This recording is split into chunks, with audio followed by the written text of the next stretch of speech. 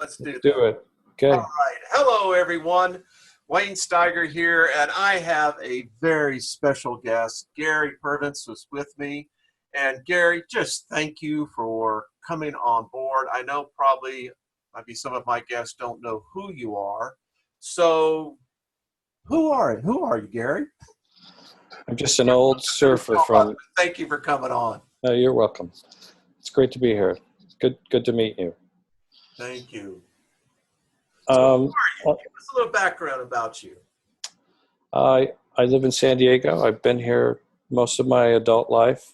I like to surf. Couldn't have a better place for it. Yeah, most of my background has been working in the entertainment industry up in Los Angeles, and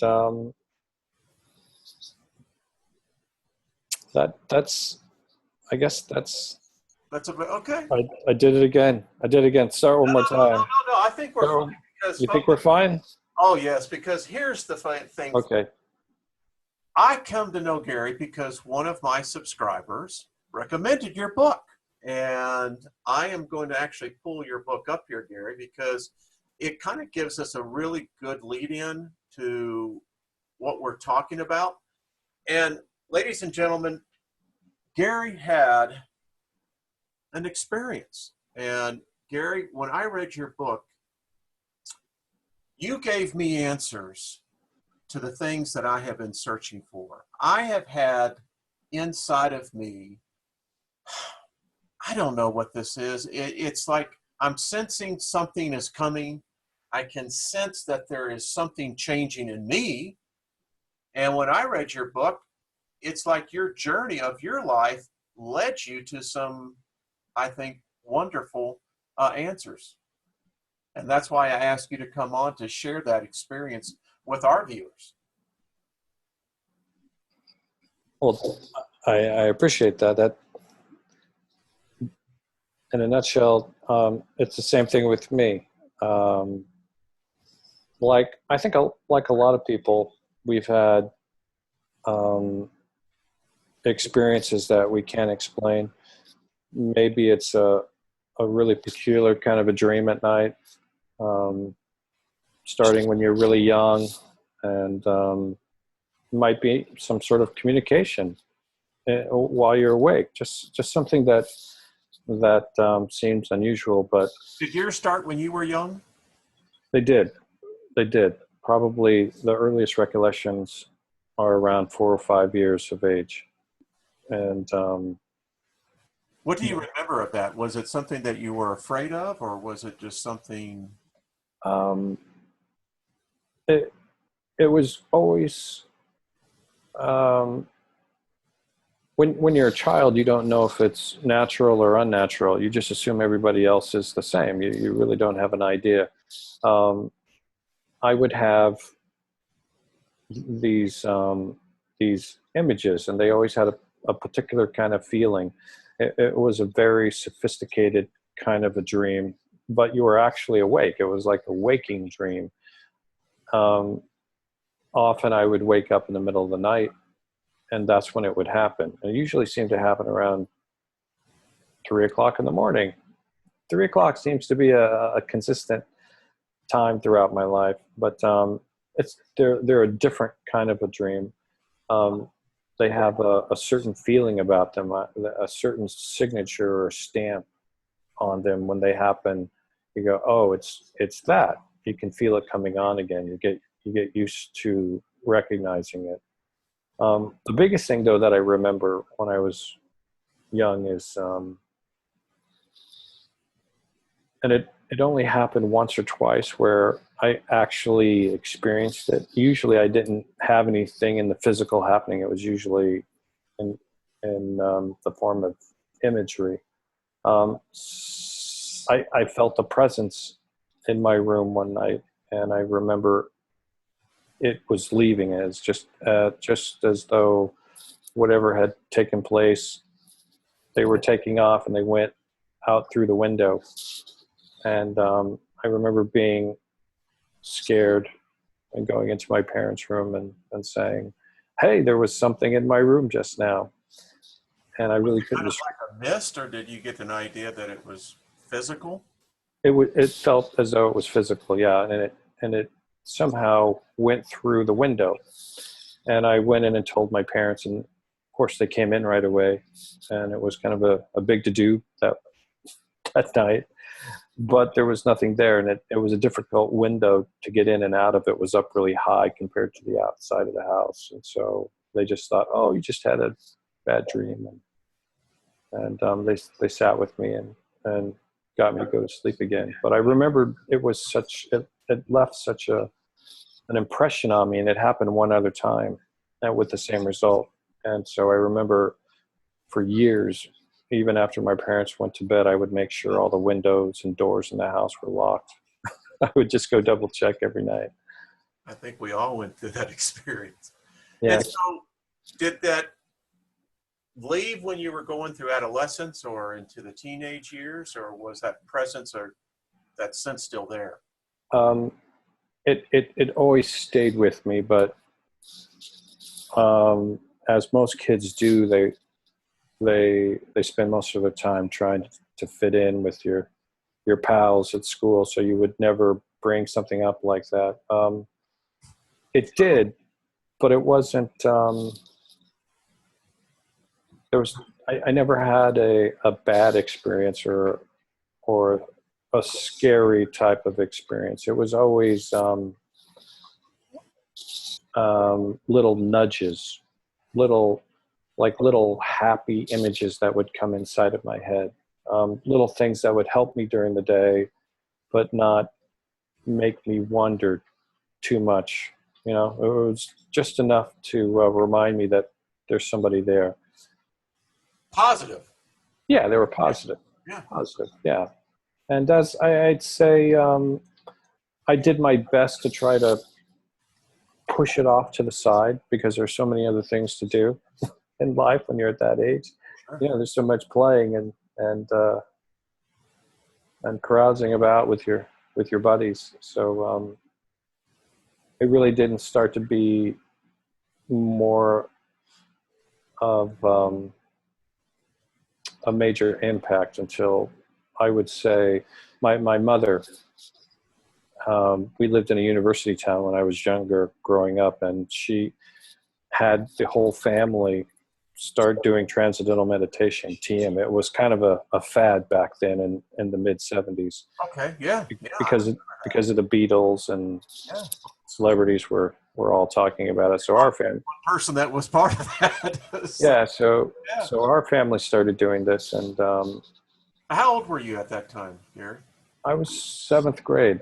Wow. So that's really young to be introduced to what would have been considered back then really very new age. In this particular town, it wasn't. It was a college town. Excellent. I was Iowa City, and I the what's the guy's name? I forget. Maharishi Mahesh Yogi. That was the guy's name that ran Transcendental Meditation. The main um, office, the main university where they taught it was in Iowa. I think it was in Fairfield, Iowa, and a large percentage of my friends were doing it also at school. It wasn't like a small thing. I wasn't like the only one. It was as everybody was doing it in the town. I remember we would talk about, hey, what's your mantra? And I go, oh, wow. So were you getting very adaptive to it as far as to the principle as to how to meditate? Oh, sure. I think I don't remember specifically how long the instruction was. I think it was 6 weeks. We would go twice a week at night to the classes that they had, my entire family. And then kind of like when you when you go to communion school and in church, it takes about the same. When you graduate, when you graduate, you have a little ceremony, and Yeah. and um, and then I continue doing it. I've always done it. I don't use a mantra so much anymore, but once I started meditating, I think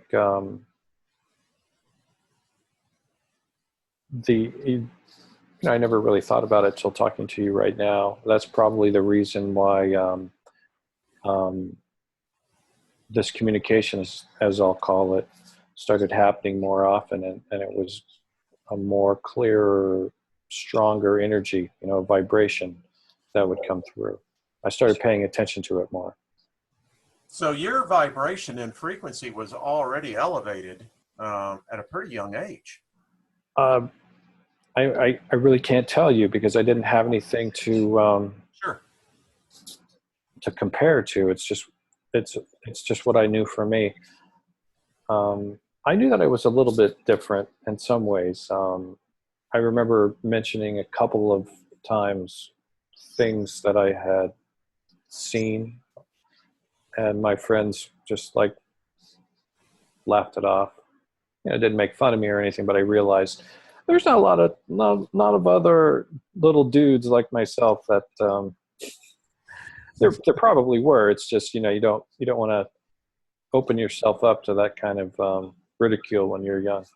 So as you went through life then, were there conflicts inside, or I mean, how did you begin to move on? Because as eventually we're going to get to the time when you actually were the hypnosis with Alba. Mm-hmm. But as you were going through life, did you find that this helped you, or was it a hindrance? No, the meditation definitely helped me. Okay. I used to be. Now I'm so like this, Wayne. When I was young, I guess I would be one of those kids that never shut up.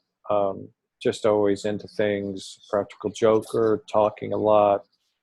I don't want to say I was hyper, but not as relaxed as I am now. And I think the meditation definitely did that for me. I really didn't have any major experiences. I can tell when this communication would happen, and it was very simple during my teen years. Nothing to write home about it. I just like when you're a child and you're curious about something, so something cool happens, you want to tell somebody, and the first time you do, along this subject matter, this kind of communication, your best friend, hey, this happened, and he just looks at you like, you're crazy, man. And so What? he didn't, I don't remember what he said, but he definitely couldn't relate. And so you don't want to risk that with another person. So not that it was anything earth shattering. It was just something that was occurring every now and then.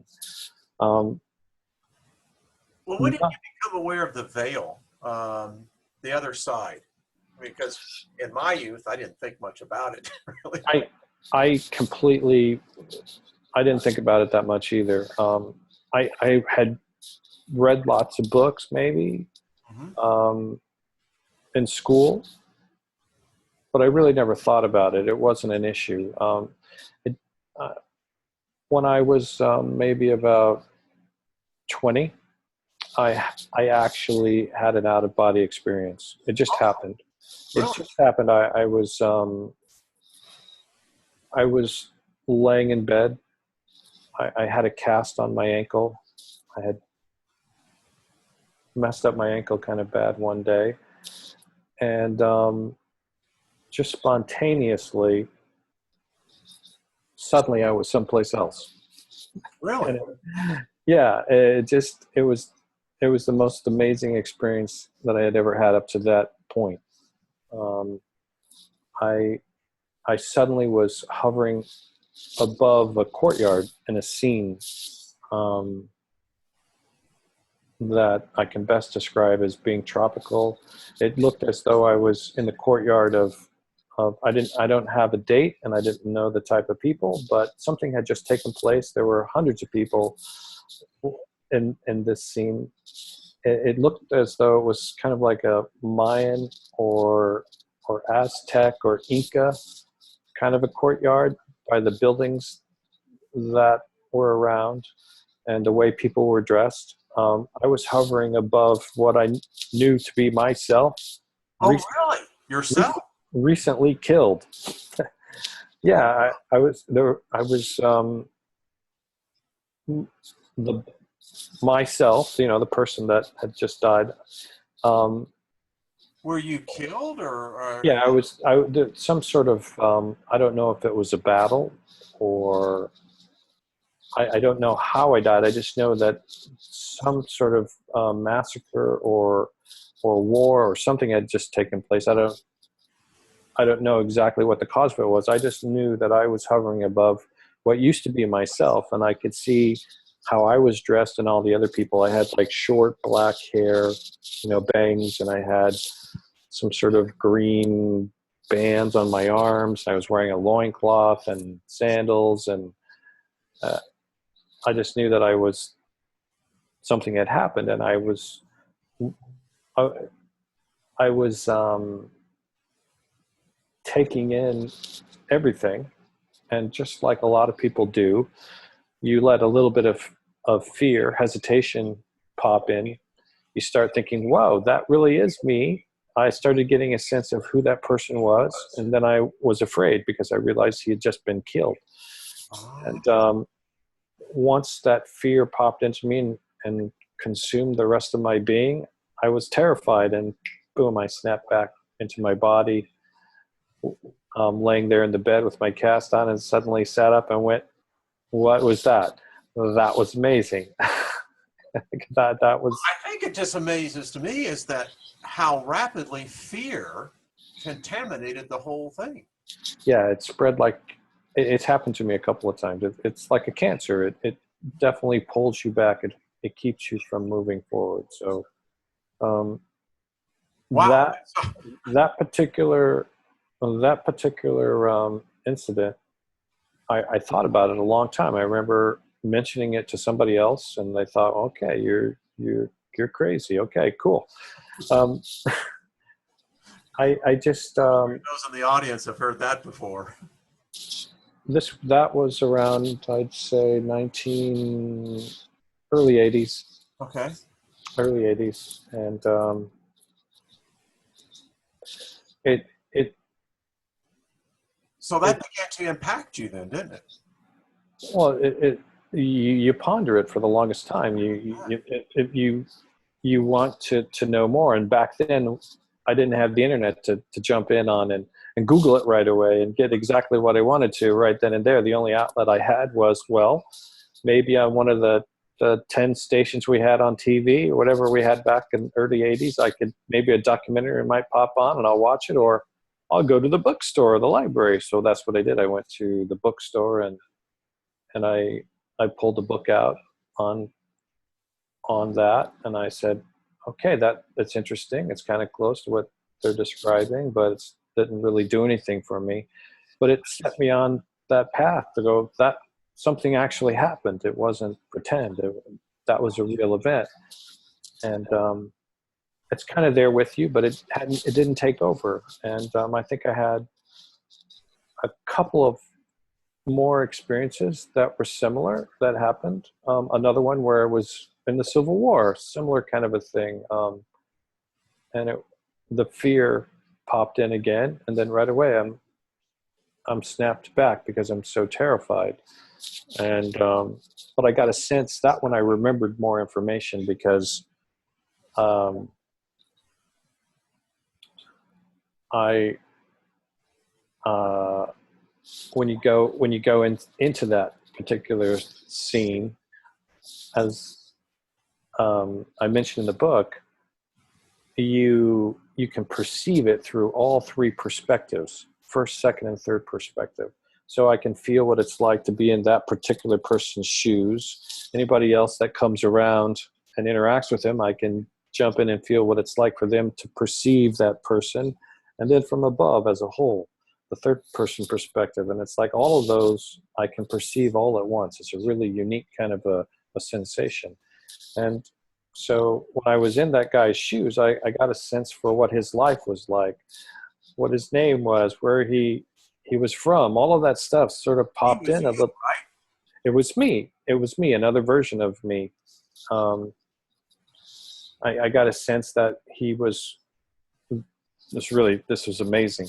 He was from Georgia, and he he lived in Savannah, and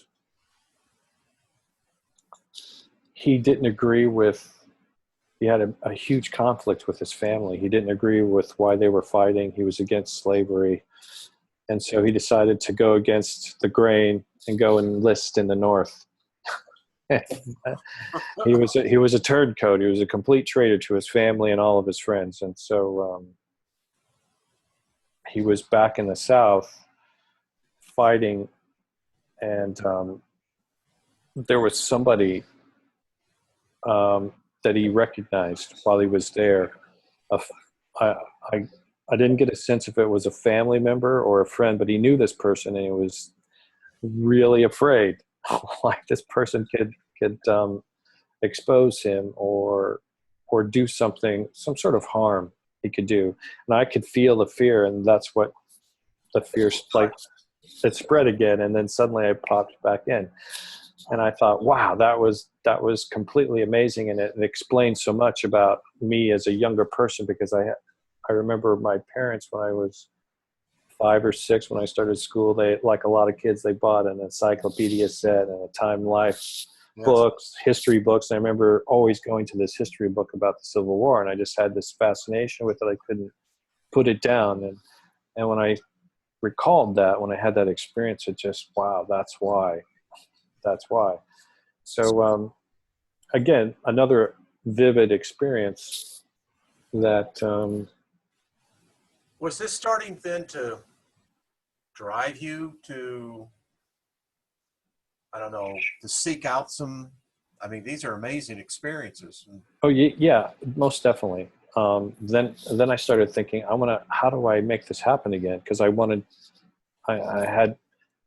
over the fear. I wanted to duplicate the experience again.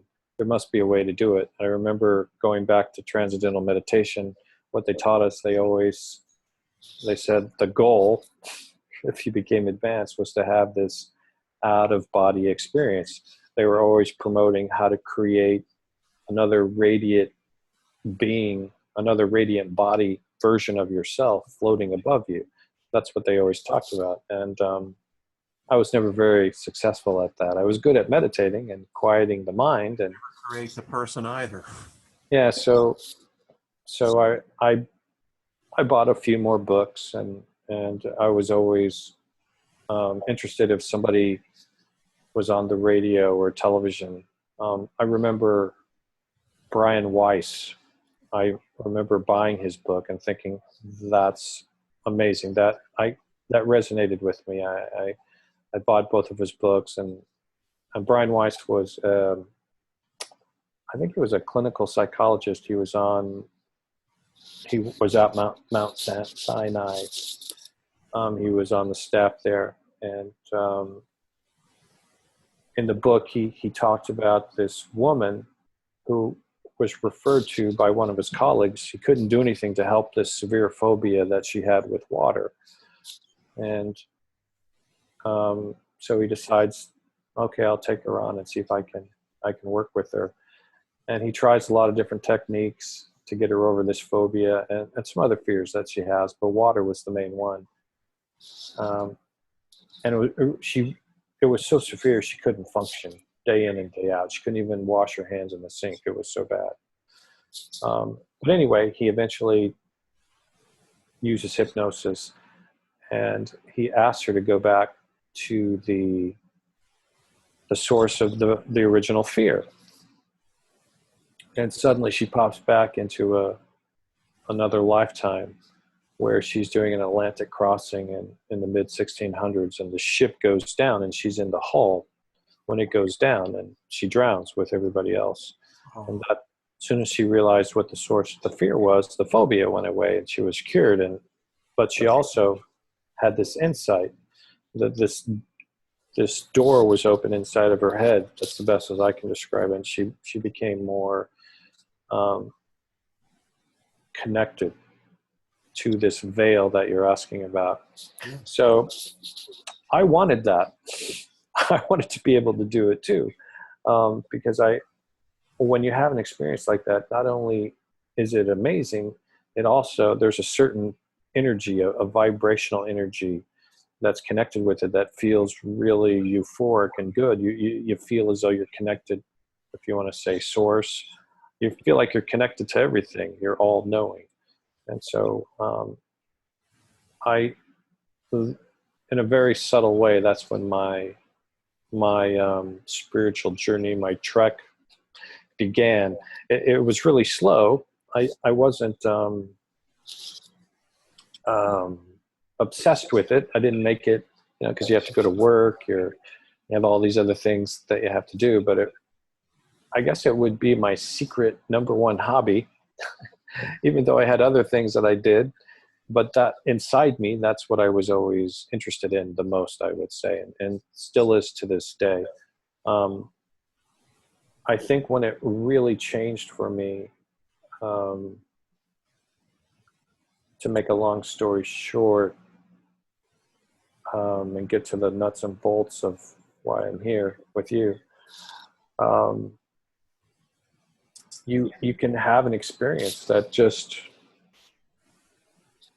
the communication is so strong. It's just not toying around with you anymore. It's definite. You can't rationalize it away. A lot of people will have an experience and they'll say that was amazing, but you can go, oh, you can find a way to rationalize it away and say, maybe it was just that, and I'm going to go get something to eat. Yeah. Next. But I had a situation that changed me forever. And that's what I really like to get to. I just want to say to the audience here, and Gary, what I find so unique about your story is that it's not layered or buried by a religious ideology. You're talking about an individual, sentient human being, have an experience that's being reached from the other side of the veil to over here. Yes. I'll add that even though I was baptized and my parents wanted me to have at least some sort of exposure to the church, we went to an Episcopalian church. So, but I stopped going. I made the choice to stop. Not that I didn't enjoy going to church. The church I went to was great because I in fact I can remember growing up having some Episcopalian friends, and I think what I'm coming to myself, Gary, is the fact that your mind wasn't shackled with so many ideologies. No, it wasn't. I was lucky with the parents that I had and the environment that I grew up in. Definitely. My parents, my father, I'm very much like my dad. We moved a couple of times when I was young. My father is a writer, and at the time, we lived in the Midwest. The towns that he moved us to, we lived in a very progressive town. It wasn't, when I say progressive, I don't want to make that sound political. It wasn't at all. What I mean by progressive was the schools. There was so much creativity with art and the way that they taught us in this particular town, the architecture. It was just amazing. I'm so lucky to have lived in Columbus, Indiana at that time in my life. Just to give you a quick example, the school that I went to was, it was a showcase. I don't know how it began, but all of the government buildings in this town were designed and built by famous architects around the world. I mean, just amazing structures. And the way, the academics, the way it was presented, all these groundbreaking techniques from around the world were brought in. And my school was called L. Francis Smith. It was made out of tunnels. Instead of taking stairs to get to They had these huge round carpeted tunnels with lights. It looked like something out of space, 1999. Each one of the schools in the town were something unique. Like one school was just like all glass.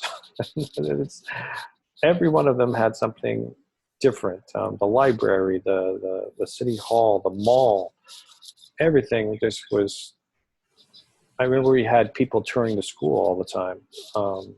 But anyway, that's how I grew up. And, eventually I'm in San Diego now. I've been really blessed to have parents that didn't settle. Not that settling's a bad thing, but my father had this dream to be a writer. And so he sold a couple of scripts and we moved to Los Angeles, San Diego. He worked in Los Angeles, but well, your environment has been a nurturing environment then. Yeah, that's what I would see. Yeah, but anyway. So now you've gotten here. Now you've gotten into life, into school. The veil, whatever there is reaching out, it continues to impact your life, right? The day that my life changed, the experience that I had, I was a young man, much younger than I am now. It's almost 20 years ago. I'm living with a woman, and I had, for the most part, kept any sort of interest or experiences off to the side. It was still there, but it was just like a hobby, like fishing or surfing. It's there, but it changed after this night. And I touch on this in the book. I'm kind of brief about it in the book, but it was one of those moments that you just can't rationalize away. Just in a nutshell, I was in bed at night, in our bed, and I wake up in the middle of the night, and it's always the same. It's not a dream. It's a waking dream. You wake up and suddenly this image is given to you. And this one was particularly powerful. And it's always the same. There is a familiar energy about it. It's vibrational energy that has a certain frequency, like a radio channel. Yeah. It's the same one that I've been getting my whole life. You go, okay, it's coming again. That was a familiar resonance inside of you. Yeah. And I knew that something was going to be shown to me again, but it had never been done this way. It was never so, this one was extremely sophisticated. You can feel the intent behind it. And again, I got to stress that it's always first, second, and third person communication all at once. I mean, we'll get into that a little bit more, but yeah. Yeah. Anyway, I'm in this imagery. I'm laying in the exact same bed. Remember, it's kind of like you're being shown a movie, but you're experiencing it. It's like you're there. It's like you're in the video game. I'm in the same bed and laying with the woman that I was living with at the time, and suddenly I have to get up and go to the bathroom. I don't really have to go to the bathroom, but I have this urge to go to the bathroom. So I get up and walk down the hallway, and there's a large clothes hamper as you go down the hallway to the bathroom in the master bedroom. And as I go by the clothes hamper, a large snake comes out of the hamper and clamps down on my leg and will not let go. And in this imagery, there's no feelings of fear or foreboding at all. It's very different. Someone is giving this to me. It's as if they're sending me a letter through like a movie, but it's really a letter. It's through this imagery. It's like a physical thought. That's the best way I can describe it, because you can taste, smell. It's so real. I can feel what the snake feels. I can feel what I feel. Now, are you afraid at this point? No, I'm not afraid. It's more a matter of fact. It's like sitting in a movie and you're just watching it and experiencing it at this point. So the snake comes out and it clamps down, and I'm looking at it and I'm thinking I can't get the snake to let go. And eventually, like a regular dream, then I get a little bit frustrated, and then you let fear slip in a little bit, and then that's when you pop out of it. It's always fear. Yeah. Anyway, I'm sitting in that very same bed, and she's still laying there asleep, and I thought that was real. That was amazing. I mean, it's so Was your heart real. racing? What, say again? Was your heart racing? I mean, Oh yeah, I was sweating, huh. definitely sweating and breathing fast, and I was kind of surprised. I remember thinking she's like not going to wake up. She can sleep through anything, but it's dark, and I can look down and see the clothes hamper right there, and I can't let this rest. I get up and I go to the clothes hamper because the snake felt so real. And I know it's a stretch, having a snake in the hamper, but we do live in California, and believe it or not, we've had snakes in the house a few times. But anyway, I go look through the hamper, and I don't find the snake, right? I'm looking for the snake. Yeah, I don't find a snake. Hidden at the bottom of the hamper is a Ziploc bag, a large one, full of used and unused syringes labeled morphine. And then there's also lots of little bags of different pills, Vicodin, and well, that for me, the hairs went up on the back of my neck right away. I'm just instantly, this dream had meaning to me. It was constructed just for me so I would understand it. The woman that I was living with at the time was a charge nurse. She was an ER. She worked in the ER. She ran the ER, basically. she obviously she had been bringing this stuff home and was using it and was addicted to it. And then suddenly a lot of questions that I had about her behavior, not that it was terrible, suddenly I realized, wow, the snake was symbolic for the addiction, not letting go.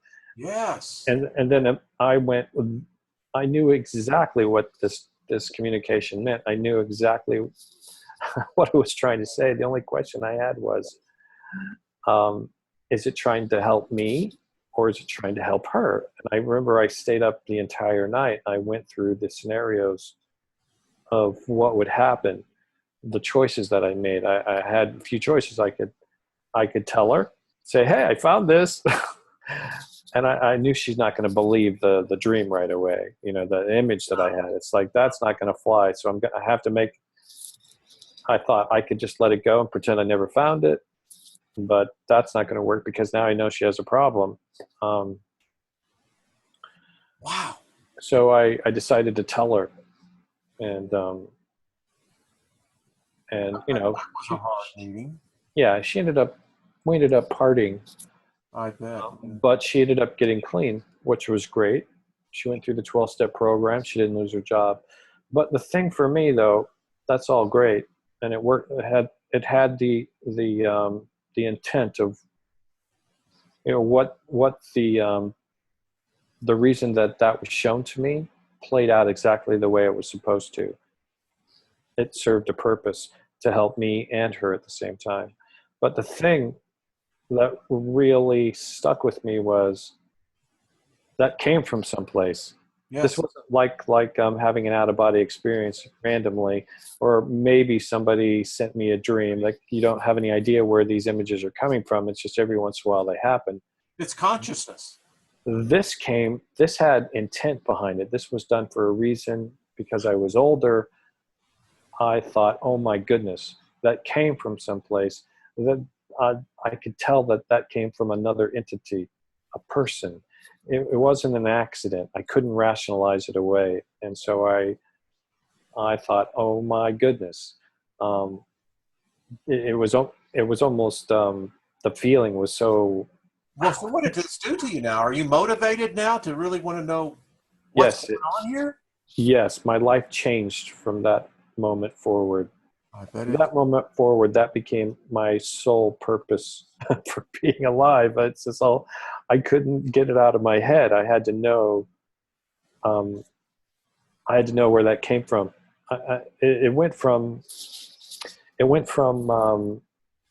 being, I want to learn about it more, to I need to meet somebody that has had the same thing happen. I need to have confirmation on where this is coming from.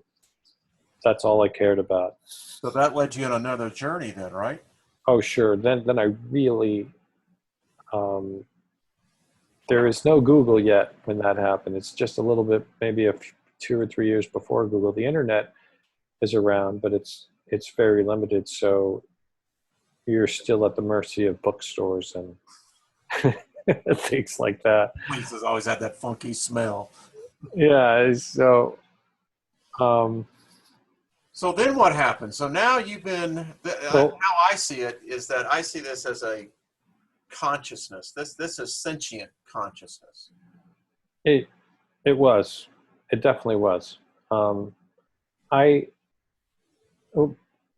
working in the entertainment industry and having the ability to do documentaries, which I did a lot of them at the time, um, I decided to make this a pet project. So I I was interested in one thing specifically. I had seen plenty of documentaries on television shows about people having out of body experiences and all kinds of things, UFOs. I was interested in the communication. Yes. I don't care about how they got there anymore. I don't care about is it true or is it not true. I'm interested in talking to people that have some sort of communication with people on the other side. And so um, I I sought out, I reached out to people that had similar experiences. They had maybe had an out of body experience and talked to an entity when they were on the other side.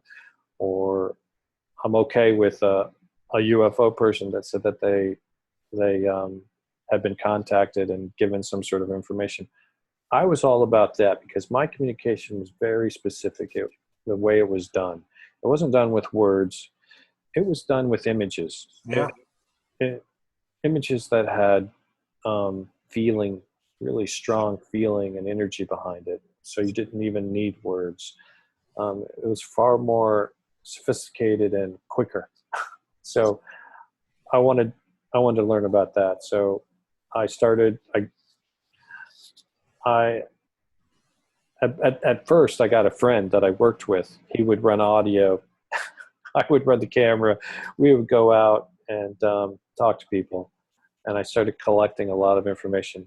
I did the video because I wanted to record it so I would have it, and I could feel them. Another strange thing started happening as this is going on is the more unique and vivid the experience, the more perceptive I Yes. became. Um, you did not want to play. I mentioned this in the book. You didn't want to play cards with me because suddenly I I knew that everybody, what their hands were basically. I can tell if they were bluffing. I can tell every single person their character. I would get little quick snippets of if they were thinking about something really strong. I would get a snippet of it, a little image of if they're lying or pretending. I knew it was great, but it really sucked because it's I would so. want to play cards with you. At some point in time, I'm going, I can't beat this guy. Well, I had to lose on purpose. It wasn't. So how did it continue to progress? Because to me, this would begin, in my own personal view, it would begin to eat at me. To me, I'd want to know what is going on. Um, yeah, part of it's not. To me, it wasn't so much what was going on. It was where's it coming from? Okay. Where's it coming from? Who is this this entity that's definitely going out of their way to make sure I don't screw up. So you That's started searching for the source. okay. Yeah, I wanted to communicate with this person again, the way that they do, and I wasn't very good at it. It's it's a very unusual feeling. First few times it happened, it's very much. If you had never seen the ocean before and somebody tosses you in and they expect you to be able to realize that it's water and to be able to communicate with the fish and maneuver or swim around, but it's the very first time, you just can't do it. So that's what it felt like. It's an amazing experience, but I wanted more. And who is this person? So you can't really talk to anybody about it, No. except other people that may have had it. So I wanted to talk to other people. So that was the thing. But that's not how I found out. How did you find They came to me again. That I had another experience again shortly after. The more I would go out looking, the experience would find me again. So I had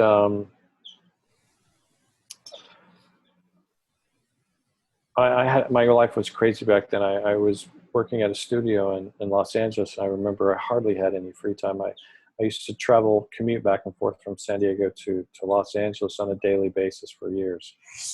And I know that drive on the 5. It's more than that. It was like the 5 to the 405 to the 10 to Hell's Alley. to Bundy. Yeah. Anyway, one night I had to. Somebody asked me to go to an event, a small one, a gathering as an industry event, which I really didn't like to do because that meant I was really going to get home late. I remember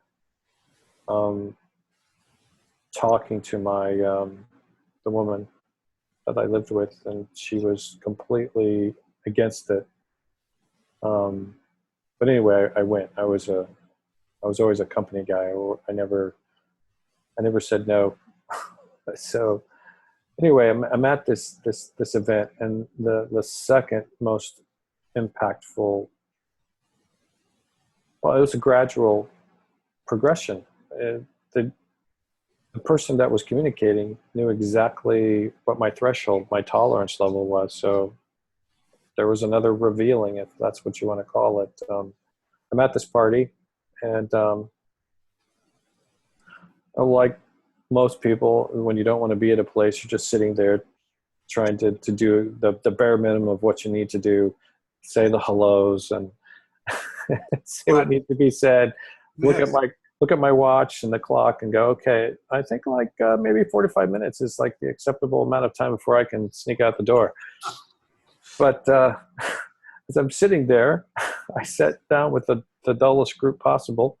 There probably were, I don't know, 50 people there, and it kind of broke down into little groups. It's a big house, and there's like I was sitting in a wing, like the family room off to the side, and there's the brunt of the people were in the main room. There's a fireplace and a couple of living room sets. It was that big. But anyway, I'm sitting there, and the people that I'm sitting with are totally, you wouldn't normally sit down next to them. But I'm looking across the way, and I noticed this younger person that's captivating the people, and he definitely has their attention. The group that he's sitting with, he's standing up in front of the mantle of the fireplace, and they're just all intently listening to whatever the heck he's talking about. And I can't help but notice. I mean, I'm trying to eavesdrop, and I'm looking at him, trying to get a sense for what he's saying, and he's so. In the book, I describe him as perfect. He's unusually good looking, almost like unreal. very young, 21, I guess, maybe even 18. But anyway, as I'm staring at him, he catches me and he looks over right at me. It wasn't like a pause. It was like a very direct, like, gotcha, bam. Got your hands And caught in the cookie jar, did you? yeah, it's kind of like when you get caught staring at a girl. You could be at a mall or someplace, and she looks over at you, and then you look away like, I wasn't looking at you. I was just looking over the. But as I That's okay. as I did that,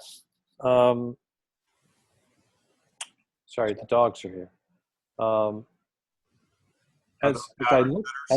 As I looked away,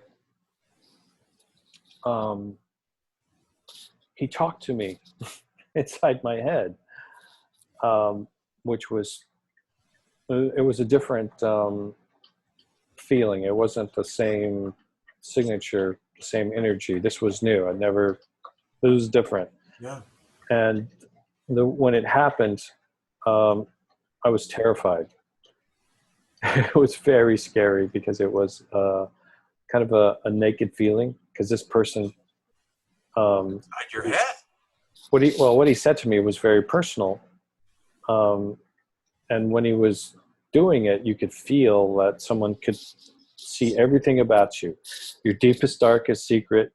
This guy could see me. He could look right at me. There was no place to hide. That's the thing about this kind of communication. You can't lie. It's impossible to lie about anything. Everything is out for everyone to see. It's a beautiful thing, but when you're used to being the way that we are every day, it's a scary thing. It's like, oh my God. Anyway, he communicated to me that you shouldn't have come. See what happens? Like, you're going to get in trouble. You're going to get in trouble when you go back. He kind of showed me that this is what's going to happen. You're going to have she's going to be really pissed off at you for coming. You should have not come. He's joking with me. That's basically what he was communicating to me. And I felt so naked. He's just joking with me, but at the same time, I felt small, like Fred Flintstone in the cartoon, when he's getting yelled at and he suddenly shrinks, a little tiny person. Yeah. I felt like I was not as enlightened or as smart. I felt like a little rabbit kind of hiding, kind of a thing. That's the best analogy I can give you.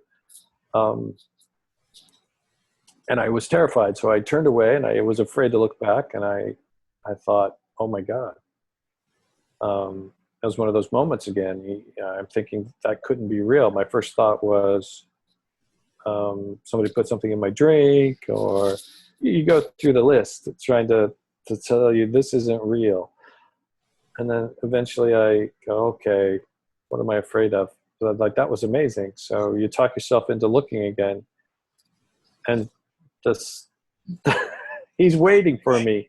He's waiting. Wow. He's waiting. I look back over, and there he is. The amazing thing to me about this also was that he's still talking. He's still talking to the other people. Not a conversation, but talking to you. That's right. He's still talking to these people. And I'm it reminded me of that. In the book, I'm trying to convey what it was like.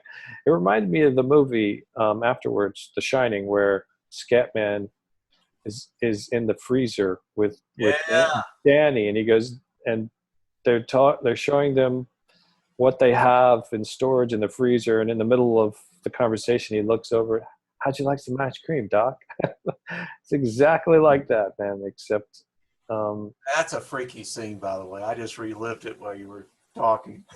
That's exactly what it was like, except it's not so much with words. It's with the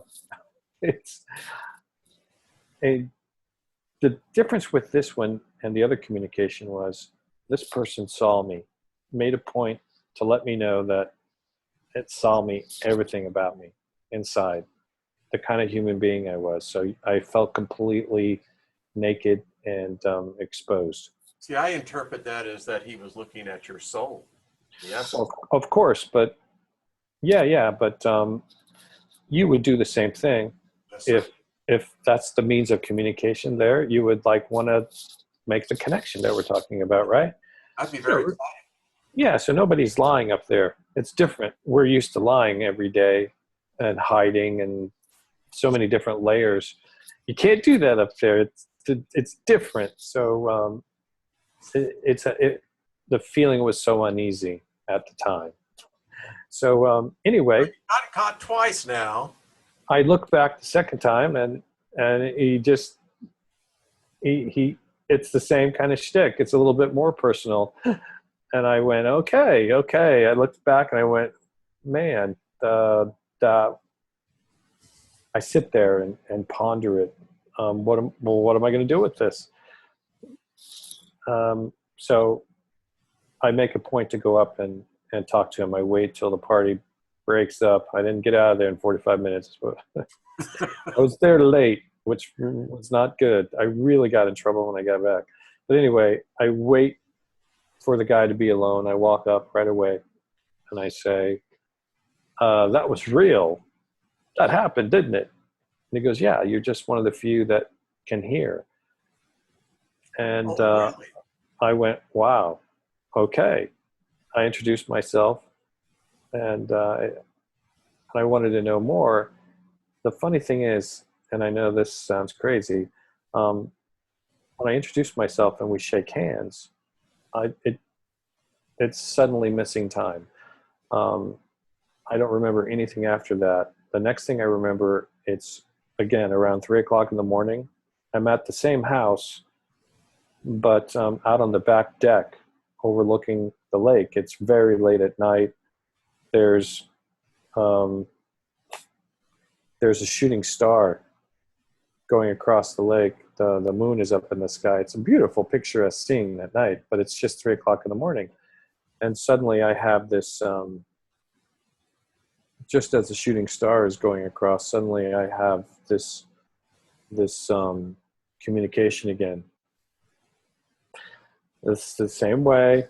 I can perceive from all three different perspectives, the same way it always is with me. But suddenly it's a story, something that I've never ever seen before. I'm being shown a different family, and it's in the future. And I didn't know when in the future. I just knew. It didn't seem like I could. It's hard to describe. When you see certain things, you just go, "Wow, that's just like, what is that?"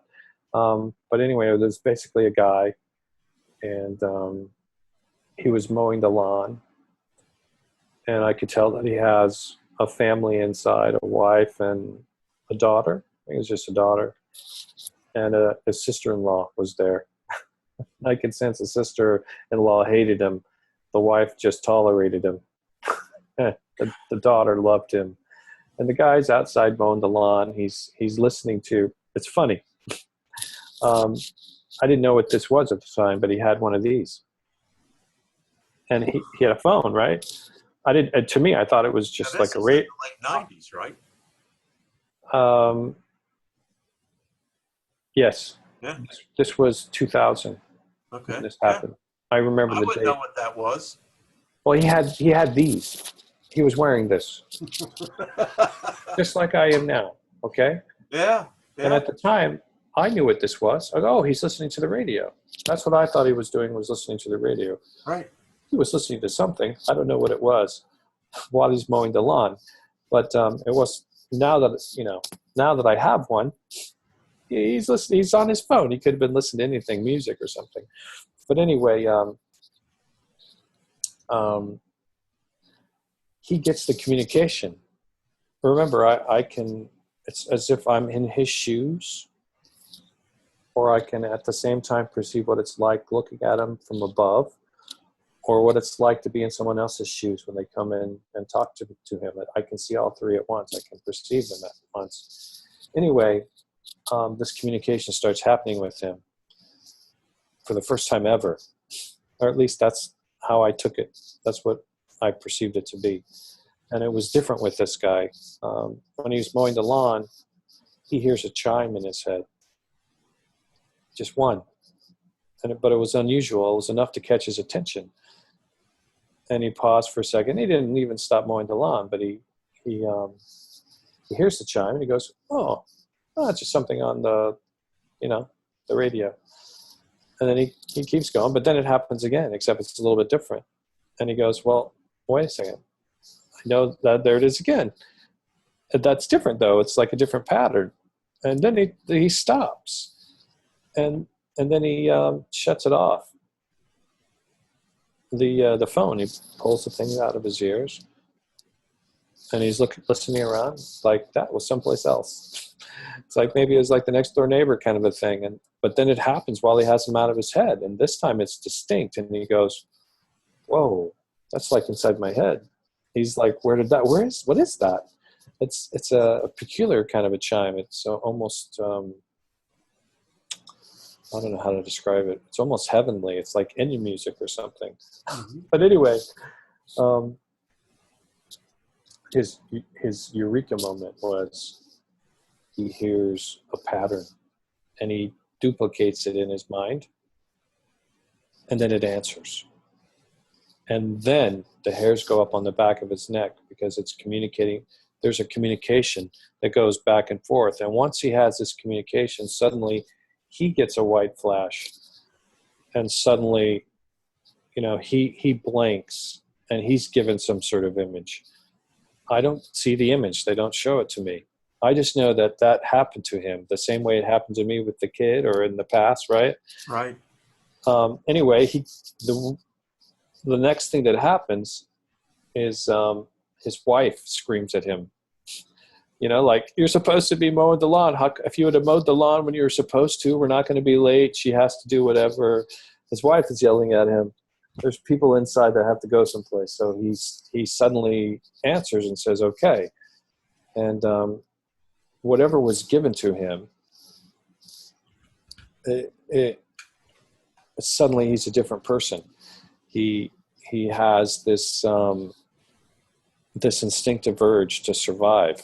And the only way I can describe it is, I'm kind of cutting to the chase here, so I can't tell you the whole thing because it will take hours to describe everything that I saw in this image from all the different perspectives. But basically, in a nutshell, he suddenly, it kind of reminded me of Close Encounters of the Third Kind, where he goes in his living room and builds the Devil's Tower. Remember that? Yeah.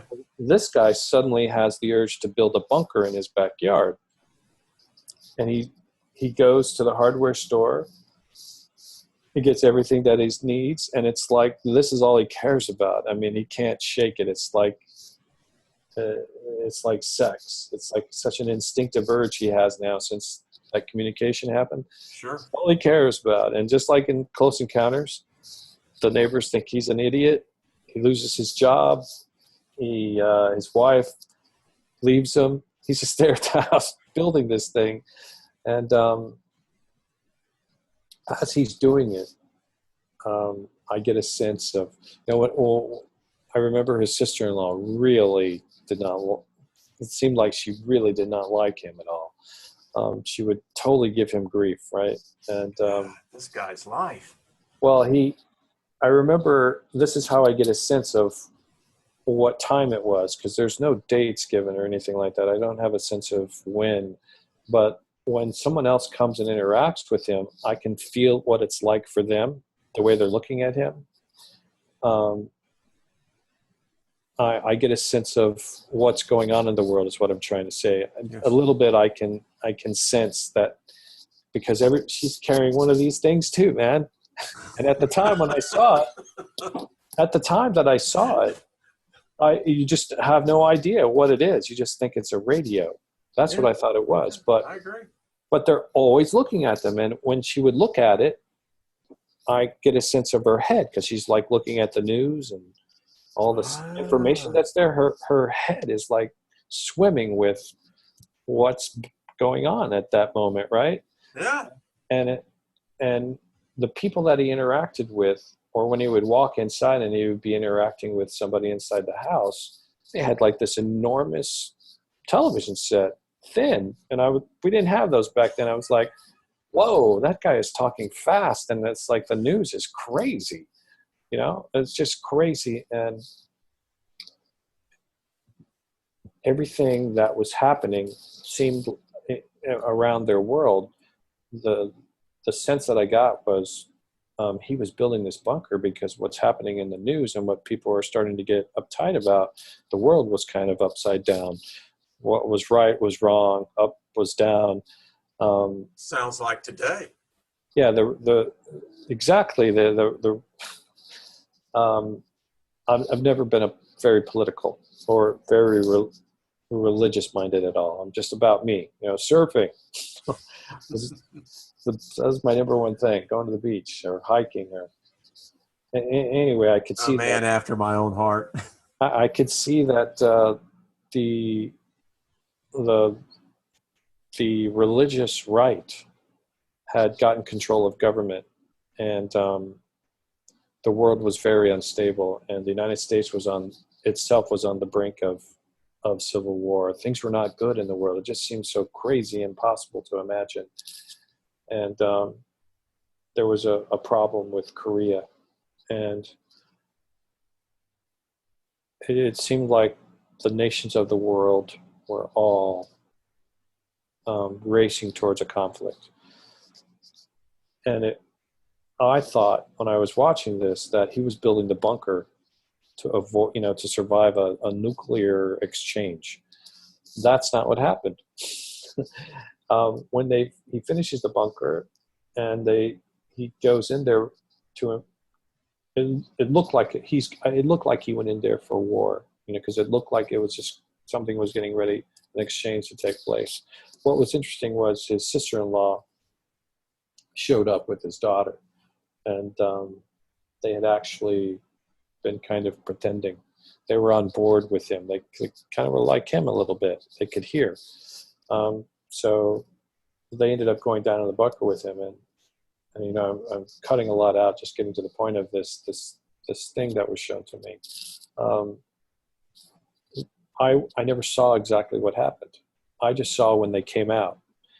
It wasn't a war that happened. Just right when the worst part of when you thought there was going to be a nuclear exchange, but at least that's what I took it when I was watching it for the first time. I thought it was for war, but that didn't happen. It was some sort of huge celestial event that took place, and I wasn't allowed to see this. I could tell that I was not shown it for a reason. A celestial event. It was a celestial event. Wow. Because when they came up out of the bunker, the subdivision that he lived in, which was a huge, it was big. Mm-hmm. Yeah. Because I could see it from above. Probably like my subdivision. No, it was just thousands of people. Yeah, there were thousands of homes. Yeah. They were all gone. It was as if the landscape had, I could tell, I was aware that in some places it was huge waves, water that had wiped the face clean. And other places it was fire, in his case, it was a really strong wind. The wind was so strong, it just wiped everything clean. There was nothing there. There weren't any trees. There was no grass. It was just dirt. I'm sure there was rubble where all those houses went. Who knows? But when he came out, there was nothing there except fresh dirt. And the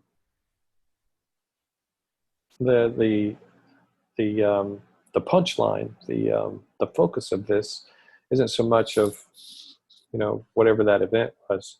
What the reason they showed this to me, which I'll get to, trying to shorten it down as much as possible. As they're standing there amazed by the new landscape, they see somebody a mile away, maybe 2 miles, get up out of his bunker.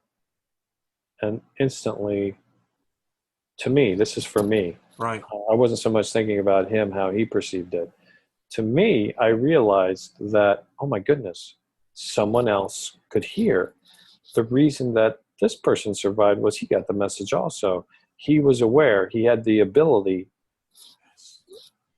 to survive this, whatever was, whatever happened. And then at that moment, it was as if the guy that I was watching, his experience in me, suddenly the flash, what he was shown before, I got a sense of it. It happened again. This time I was allowed to see. I wasn't allowed to see what caused this thing, but I was allowed to see that this is the way it's done. That this evolution of humanity, evolution of the planet, it's always been done this way. It may seem like it's really slow and deliberate, and nothing happens the way it should, the way we want it to, but there's a rhyme and a reason to it. What's the word I'm searching for? It's effective. Well, that's the best one I can think of.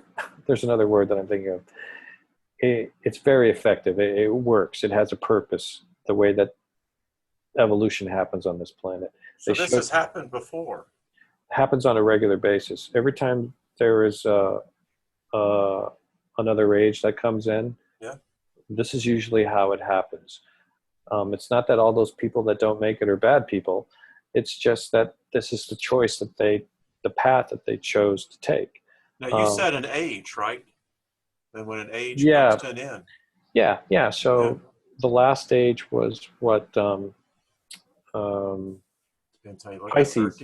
Yeah. Pisces. Oh, yeah. Pisces. Yeah. Jesus, the fish. And so what a lot of people, it's interesting because in a lot of different religions around the world, they talk about certain things that we're talking about now. And so it starts to make sense. So Pisces is spilled out by Aquarius. That's right. And then they don't have the water to swim in anymore. They have to learn how to evolve. I had an astrologist on, Levette. She went through everything you're saying is exactly what I have heard from others. Yeah, so they showed me the last time that it had happened. What they showed me was it was a huge wave, that there was a meteor impact, and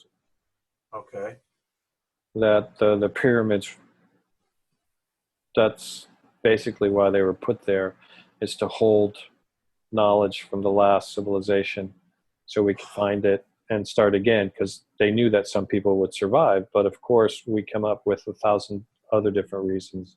They did find the contents eventually. They were able to get inside there, but well, you know how men are. They use that as technology to hold other people down and control. But anyway, that little movie, it's hard to call it a movie, that little thing that was communicated to me, again, that just like, oh my God. I just, it's almost as if I could never work again after that. I remember. It would be somewhat crippling to me, mentally. I told the person that had the party, I told two people, I think, only two, and both of them believed me. They didn't question it. They thought that, wow, that seems real. Their suggestion was, they said, it's not an accident. You work at the studio. You should write a script. You should make this into a movie. You need to tell everybody this. And I just thought, I just can't do that. I just didn't have it. I want to know about the young man. Where did he go? I never saw him again. Really? Never saw him again. Wow. Never saw him. I'd like to see him again. I can't even remember what he looked like. I can just remember the feeling. I just remember he had dark hair. Oh, Gary, this has such deep Yeah, that to me, I took it as missing time. I've had the missing time experience happen. I, I never had it up to that point where I consciously recognized that something had happened and how did I get here kind of a thing. Mm-hmm. That was the only time. And I had it happen again when I was on a trip with someone. We were in the car coming back late at night, and we had this road that we used to like to take. We were driving from uh, Los Angeles to Cave Creek, Arizona, which is northeast Phoenix. And we would, instead of taking the freeway all the way, you could take this back road, which was more direct, but nobody's on the road. I remember you would have this stretch where you're on this road for maybe 2.5 hours. Okay. A little 2-lane road, and you don't even see another light. There's no street light. You see snakes on the road and stuff, but it's so dark. There's no cars. You're the only car. I've been out in West Texas where I swear it's the same place anyway. But we've done this trip quite a few times together. He was a client, and we were working together for about a year. And it was late at night. It was after midnight. I think we left at around 10. That's usually a 6-hour drive to get back to Phoenix. Anyway, make a long story short, we'd just gotten off on the exit to get on this 2.5, 3-hour stretch of road. And we were talking, about the day and how fun it was. But all of a sudden, we were at the end of the road. It would seem like we had only been on the road for 10 minutes. And I said, "Hey, that's the airport." And he goes, "No way." I said, "No, there's the airport right there." And he goes, "Maybe that's another airport." I go, "No." I said, "No, that's Wickenburg Airport right there. That's the only, beacon that you see spinning." I go, "There's no way we could be there." And we looked at each other and we pulled off the side of the road. And I go, "Dude, is it just me? We're here. We just got on the road 5 minutes ago. We talked about it." And again, we got a little bit scared. That's the only other time that I can think But of. no other residual memories from that. No, and another interesting thing is he refused to talk about it ever again. The guy that was in the car with me, it was like taboo. I think it really freaked him out because he had the same feeling that I did, that we couldn't rationalize it away. Our watches, everything, it was just like, holy mackerel. We just lost. Cognitive dissonance sets in real quick, doesn't it? Yeah, it's 2.5, 3 hours were suddenly gone. But anyway, getting back to once I had that experience with the young man.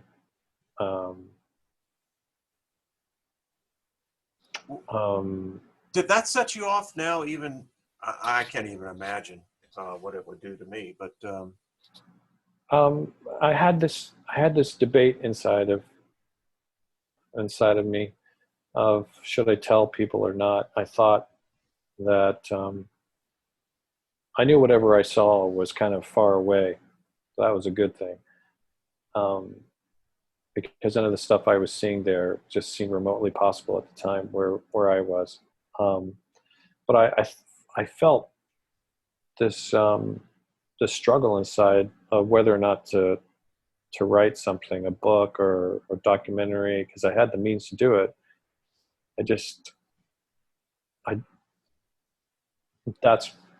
I struggled with it for maybe a month, and then I let it go. So you never did anything? You didn't write about it? No, I didn't even want to tell anybody about it. It just, from the backseat driver observer, I'm thinking somebody is really wanting you to get something. What did I think now having the benefit of looking back on everything, the person that gave it to me was really smart. Knew exactly what to do and what kind of person I was, all of that stuff, and none of it was an accident. So if I was really meant to make a book or It a would have been film, done. they would have showed me. They would have Yeah. showed me how to do it. What No, wisdom, Gary? What wisdom? well, I wasn't thinking of it back then. I was still an inexperienced communicator, but Getting a lot more experience as you're going. what it did do was I really needed to have confirmation that this stuff was real, because when you see something like that, like, that's important information, one way or the other. Okay, maybe it's just for me, but still, I need to know that that is something that's really going to happen. Where is this coming from now? I got to talk to this person. So I made a decision to do it. I had done enough talking with the various groups. I met most of the so-called celebrities in the New Age movement, in the UFO movement, the Art Bells and the George Nouris, all those people. This didn't do anything for me. It just, their egos were too big. It seemed like don't mean to step on your toes there if you guys ever watch this, but it just didn't. It wasn't your path. Yeah, just wasn't working for me. It just seemed like those guys were more interested in the culture. Mm-hmm. It seemed like it was a country club kind of a thing. It's just like these guys were all getting together, the same people over and over again, to tell the same stories, and there was nothing new. It wasn't really telling the people how to have this kind of an experience also, which I thought was more important. And you can only listen to other people's experiences so many times till you want to have that You also. want to have one? Yeah. So I was like the people that are reading my book right now. I wanted to have an experience. I mean, I had an experience, but I really wanted to have a real one where I'm not debating that it's real or not. I needed to have something that was really verifiable. So I still hadn't been given the coup de grace. Well, what's the word? The main, the old coup de grace going. the main event. Yeah, where there's no way to rationalize it away. So I started looking at different ways. You could have a past life regression. You could try to do it through meditation. You could go to a channeler. I looked at all of them. But the one that stuck out for me was I was starting to meet people, well-to-do people. That's one thing. Being in Los Angeles, there's a crowd of people that are very smart. They have money, and there's a percentage of them that are just like me. They want to know the meaning of life. Mm-hmm. As you get older, you get close to mortality. You want to know. You want to know. And so I started meeting a lot of people that had been taking ayahuasca. They've been spending a lot of time with Native Americans or indigenous people in South Africa, Aboriginals in Australia. And there was just one common thread. Different names for it around the globe, but some people were taking ayahuasca down in South America or Central America. North America was peyote. Africa was ibogaine. So I was listening to their experiences, what they were describing, and I started talking to them and interviewing them. It was just after, what I would do was I would take the camera, I'd talk to them beforehand, a quick little interview like we're doing, get to know the person, talk about their religious beliefs, their backgrounds, and then I would also record while they're having the experience. And then again, afterwards, and I thought, these are amazing. probably the most amazing things I've ever heard, and it's the closest in line to the type of communication that I had been given. So I naturally, after about a year of doing this, I thought, okay, I'm going to do this. So I was terrified, by the way. It was not an easy thing to just do. I spent a lot of time reading about it. It wasn't as well known back then as it is now. Now a lot of people are going on these ayahuasca vacations. Mm-hmm. Anyway, so I set up a little laboratory experiment for myself. I didn't want to do it with anybody else. I wanted it to be very private. So I set up the camera and put a notepad and different things in the room, and I plan to do this. And it's probably the single most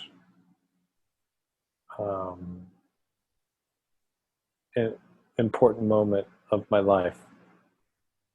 Was that day. It may be,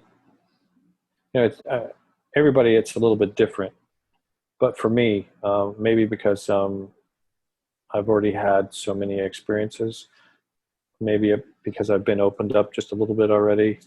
I don't know. But for me, it was just amazing. It gave me the confirmation that I needed everything.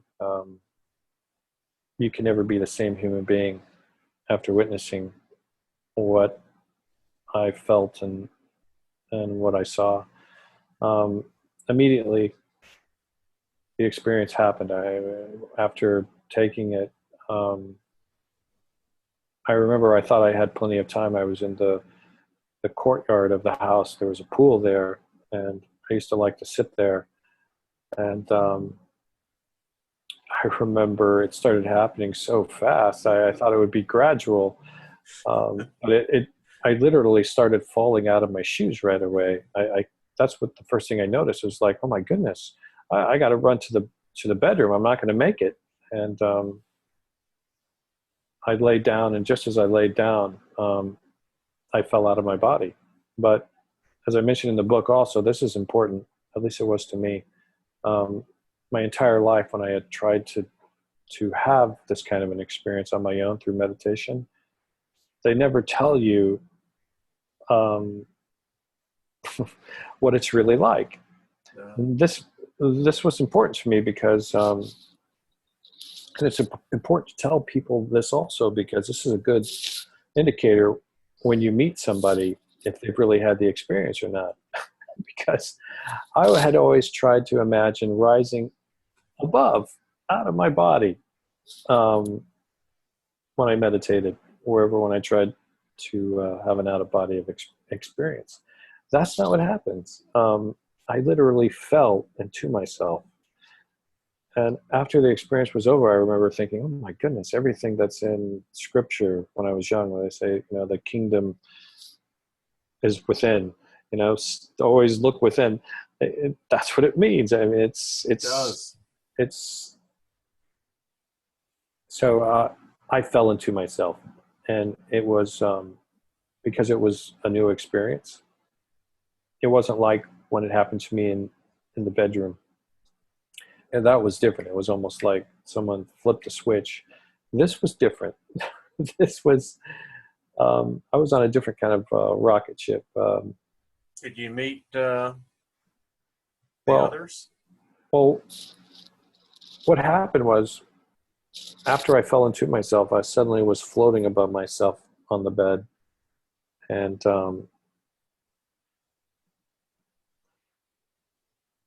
I was just, it was amazing. It's a very pleasant, euphoric feeling. Again, the cat was looking at me. That was the most amazing thing. I didn't realize the cat was in the bedroom still. I thought I forgot to shoo the cat out. It was following me wherever I went. It was definitely aware of me, which I thought was interesting. I've been told they can actually see into the spirit realm. Yeah, definitely. Yeah. To answer your question, just as I was getting used to the sensation of being out of body and floating around the room, suddenly I was yanked through this tunnel that everybody talks about. Tunnel of light. Yeah, if you want to call it that. I was just breakneck speed of light. I zipped through it, and then suddenly I'm tossed out at the other end on the other side of this threshold. And it's not such a, I don't want to say it's a bad feeling, but it's a different dimension. I'm definitely on, this is this veil that you're asking about. The rules are different there. That particular universe, that dimension, operates on different principles. Whereas we're used to the five senses here, there it's different.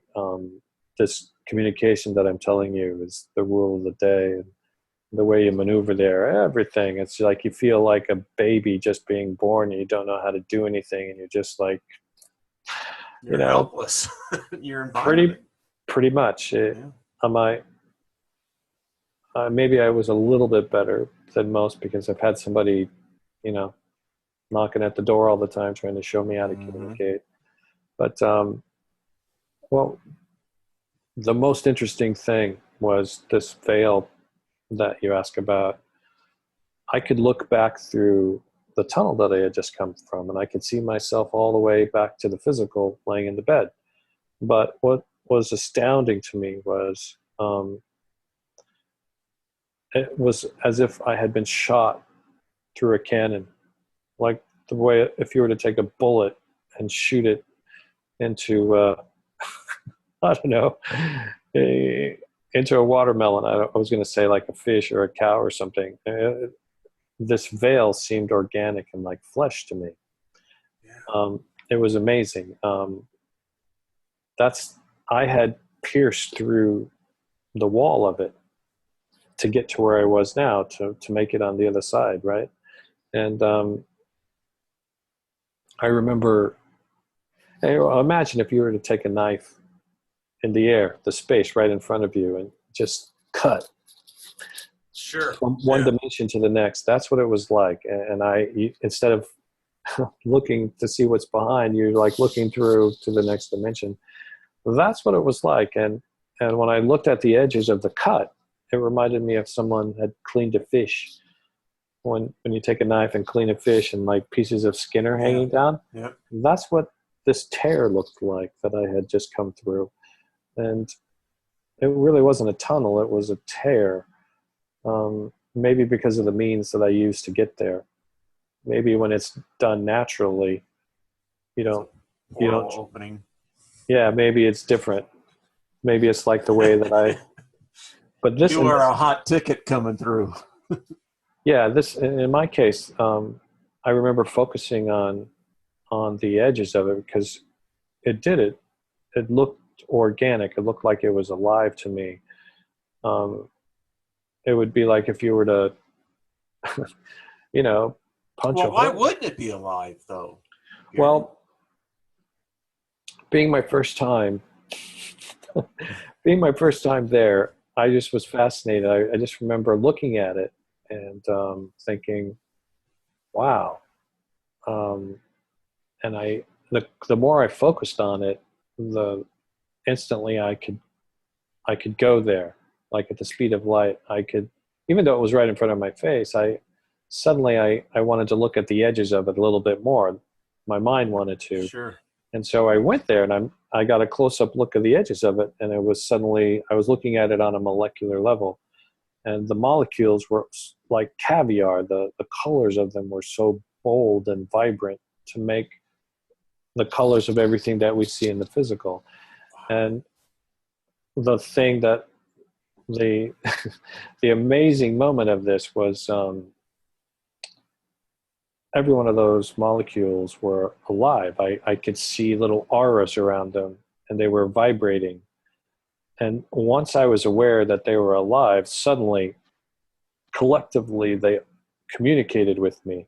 just the way that these other people had, Yeah. in my head.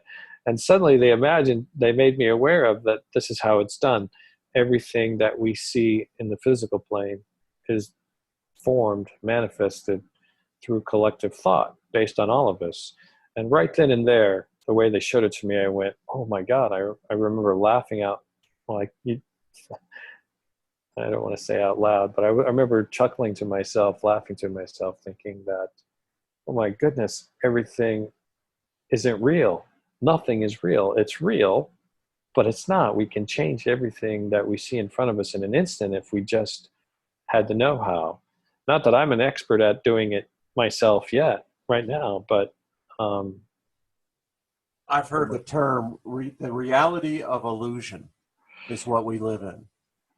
it it was the most amazing thing that I ever experienced, ever or ever will. Seeing creation right in front of me and knowing the rhyme and reason behind it, it profoundly affected my life forever. It changed me. You can never be the same sort of person again after that moment. So, Well, you said something about when you came up to where the chair was, that it was looked like living cells. You said thought, which gives me the question I want to ask next is the collective consciousness. Is this something that, because when I'm hearing as you talk, it's almost like the collective consciousness could almost be a living substance. I mean, a thought has life to it. what I was, I wasn't in my physical body anymore, but I wasn't, I wasn't a thought. I had I was a radiant being, but just, Ah, but substance. yeah, it was more the, trying to describe it. Energy would be the best description.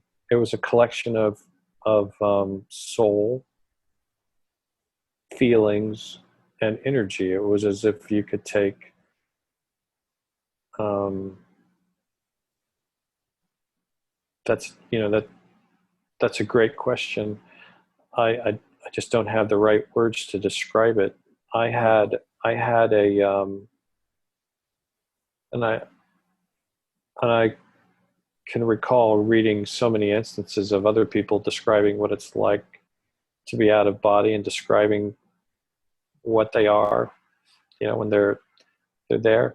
It's a different kind of a being that you can mold into anything that you want, Yeah. but it's not physical. And the other things that you've touched on while we've been talking, the sense of time, there was no time. Um, it could have been a 2-year experience. And when I came back to my body, it could have been 5 seconds. It's, Well, I think when we come to time, Gary, you and I were talking before this that time has to have an animal organism to observe it. Mhm. And when you talk about you had yourself three different beings and inside of you, it kind of answers a question for me, as I tell my viewers all the time, is that we all talk to ourselves. Who are we talking to? Well, I'll get to that. Okay. I found out where the communication was coming from. The, Okay. the whole struggle journey of finding out. And to touch on, it's not that I had three beings inside of myself. I was just able to perceive, um, from three different perspectives all at once.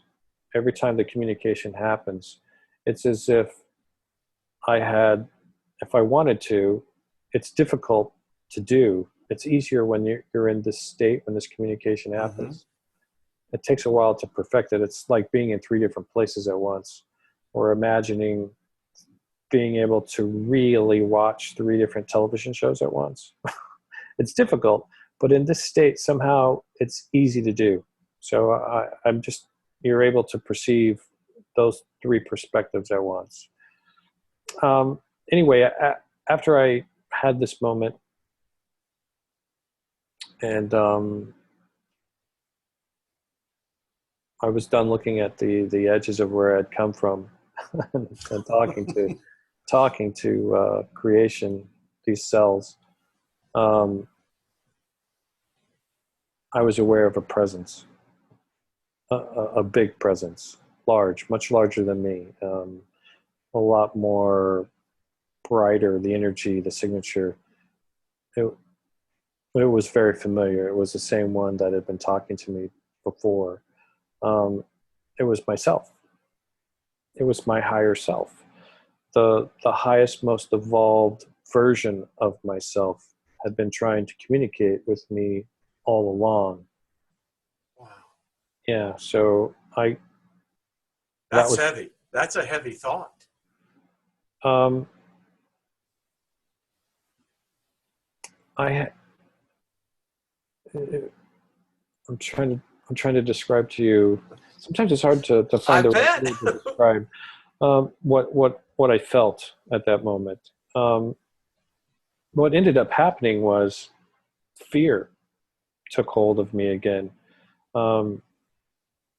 because the being was so, this version of myself was so bright, so strong, so all-knowing.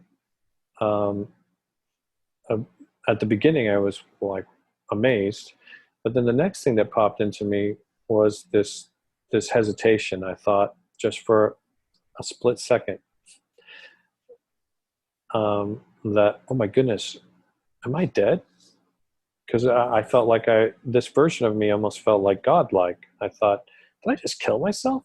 And just letting that little tiny bit of negativity in spread like a cancer throughout me. Wow. And immediately I started, oh man, I want to feel my fingers again, those 5 senses, because it's so foreign in this place. It feels so unnatural to somebody that's used to living the way we do every day. So those thoughts started taking over, and I was just begging to, I was going to call myself, I was so ignorant. I was such a moron. I didn't know how to get back in my body. It's like not an easy thing. No. So anyway, I got back there. I willed myself to get back to my body, and I realized, oh my goodness, I'm fine. There was nothing wrong with me. It's just like you see how silly you are when you do something like that. But to get back to the higher self, and realizing that there are multiple versions of yourself, and you could sense all of them there at the same time, all wishing you on, hoping that you wake up, because that's the goal, is to remember. It's not so much, I, there's an illusion that a lot of people, at least to me, and this is just my experience, I'm not trying to sway anybody to believe one way or the other, I'm just passing on what I experienced. I think that's the goal in all of this. It's to remember. I think we're all walking around with blinders on. Somebody is willfully, intentionally trying to keep us from what all of us should know. It's not so much, some people talk about karma. It's all about karma. The reason I have to come back and forth is karma. No, it's not about karma. It's about remembering, because if you think about it in terms of karma, then that's just like a chain. You're going to keep coming back. And the whole point is to let go of everything on the physical and realize exactly what it is. The purpose of it. It's not that being alive is a bad thing. It's just that it's so easy to, because of other influences, Yeah. to get stuck here, because it's great. Some things about life are great. It's really addictive, but you can forget. You can create this meat and potatoes, comfort food kind of feeling about life, and you just don't want to leave. And that's not a good thing. You kind of, that's the worst kind of sin, is to be apathetic and stagnate. Do you Whereas think that there are souls that are trapped into this? oh sure, I've seen them. Okay. Yeah, well, people, um, this this shift. I've been shown the shift. I know And there exactly. is a shift coming, ladies and gentlemen. I mean, one of the things that Gary saw was this shift, right? Yeah, most definitely, it's coming.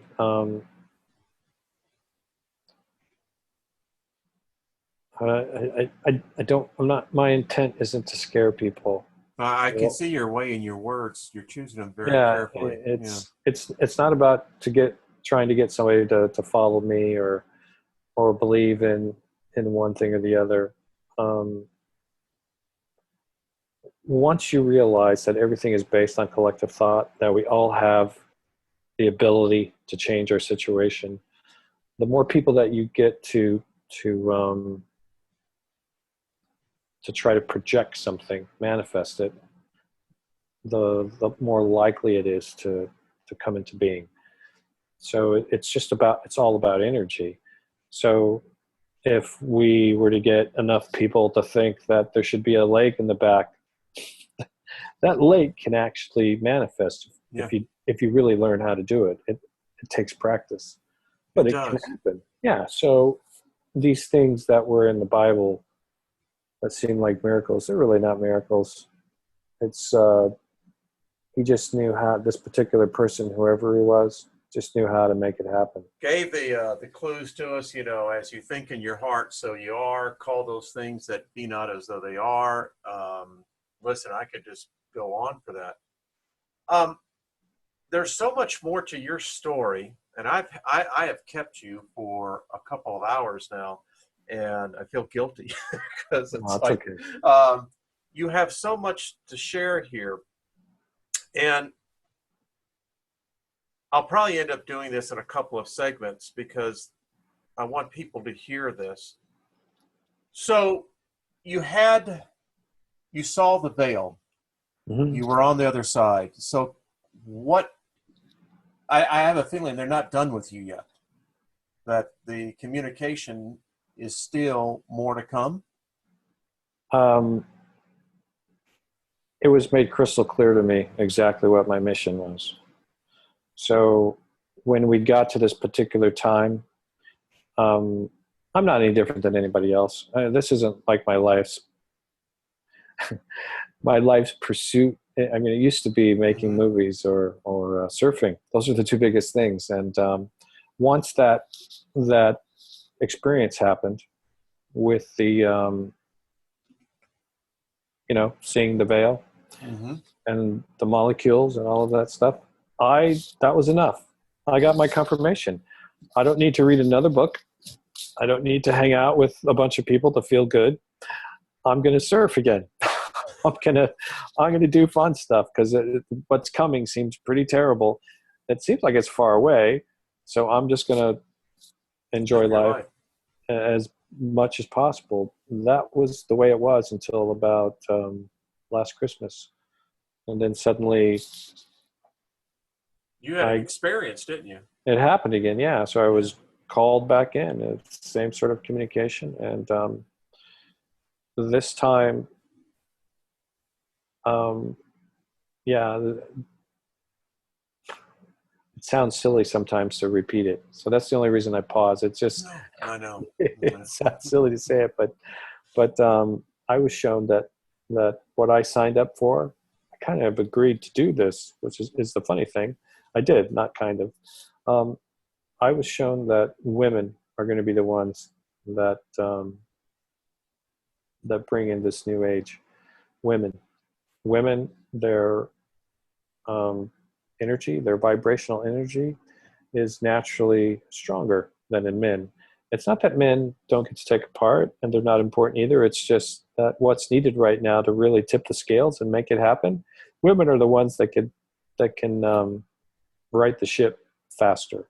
You know, it makes sense on one point, Gary, because if you look at history, history is replete with the male dominance. Yeah. It ain't turned out so well. I don't know about you. It just seems a little, I think we left out the best part, and that was the other side of the equation, the female side. You're absolutely right. If you look at religion, Male dominant. Yeah, it's just completely pushing them out of the way as if they knew that they could do this all along. So we've got to find a way to hold them down because they do have power.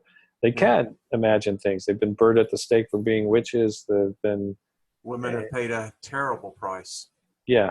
So they showed me this. They said, I don't need millions. I just need thousands to this collective. Ladies, are you hearing this? I know what the statistics are. There's thousands of you listening right now. Go on, Gary. Yes. So anyway, I was shown that my role is to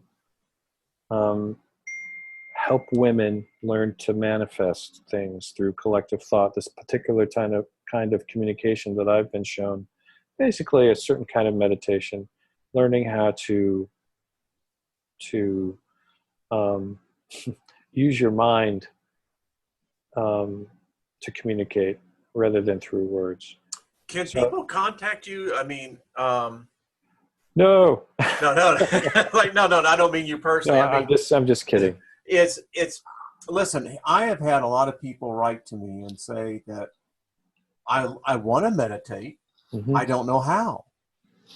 And people say, I don't know how to, I can't sit still for more than 5 minutes. How would you say to the women particularly? Let's give it to them because I think this is a place we need to start with.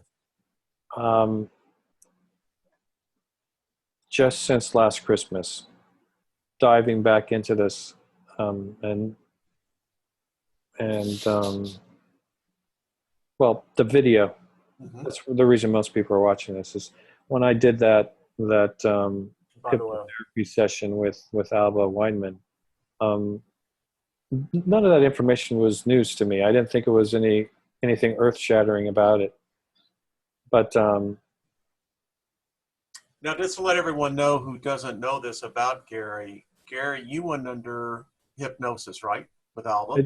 I did. We had a 2-hour session, and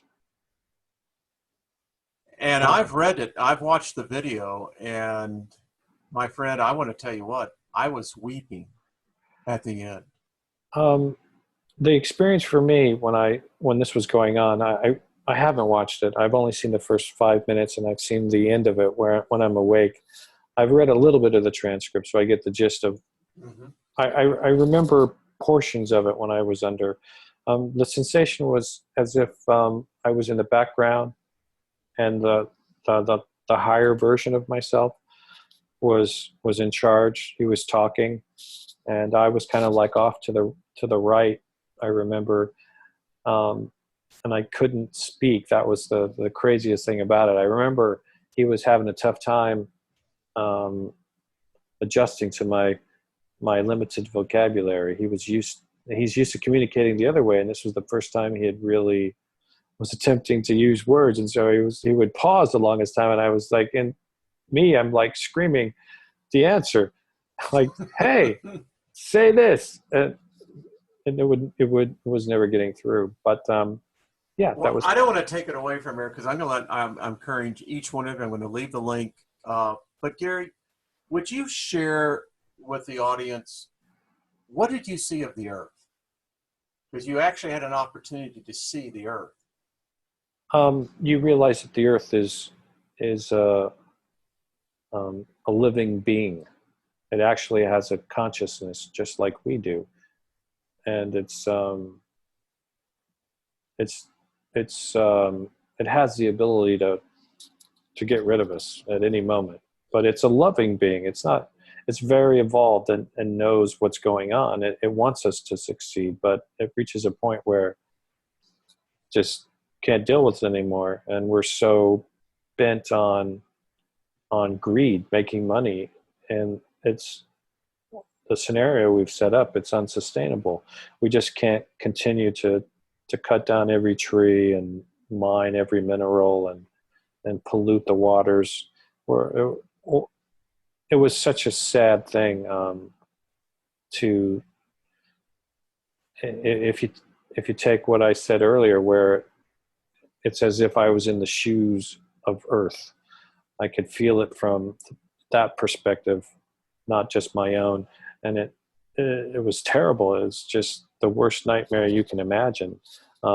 Having all these cancers, that's the best way I can describe it. All these cancers just slowly eating away at you, realizing that they're a part of you at the same time, that you gave life to all of these beings and they're killing you, and having to erase them, do what the hardest thing you can imagine. So that's what it felt like. It was just a terrible thing. And the mission that a lot of people, a lot of entities have been called here. They've volunteered to come and do something about it,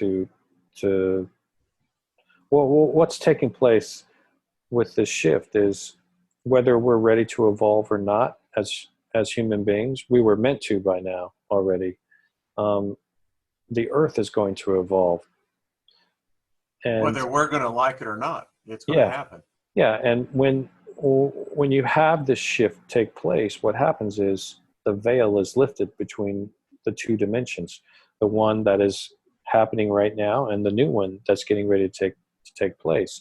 And so that same feeling that I had when I was on the other side of the veil, everyone's going to feel. You're going to have 3 different scenarios that are going to take place. You're going to have people that aren't even going to notice that the veil is lifted. They're so wound up in physical life, they don't even see it. It's not a big deal. You don't have to worry about them. Yeah, yeah. Then you have a bunch of people that are in the middle, like you and I, where they're somewhat awake.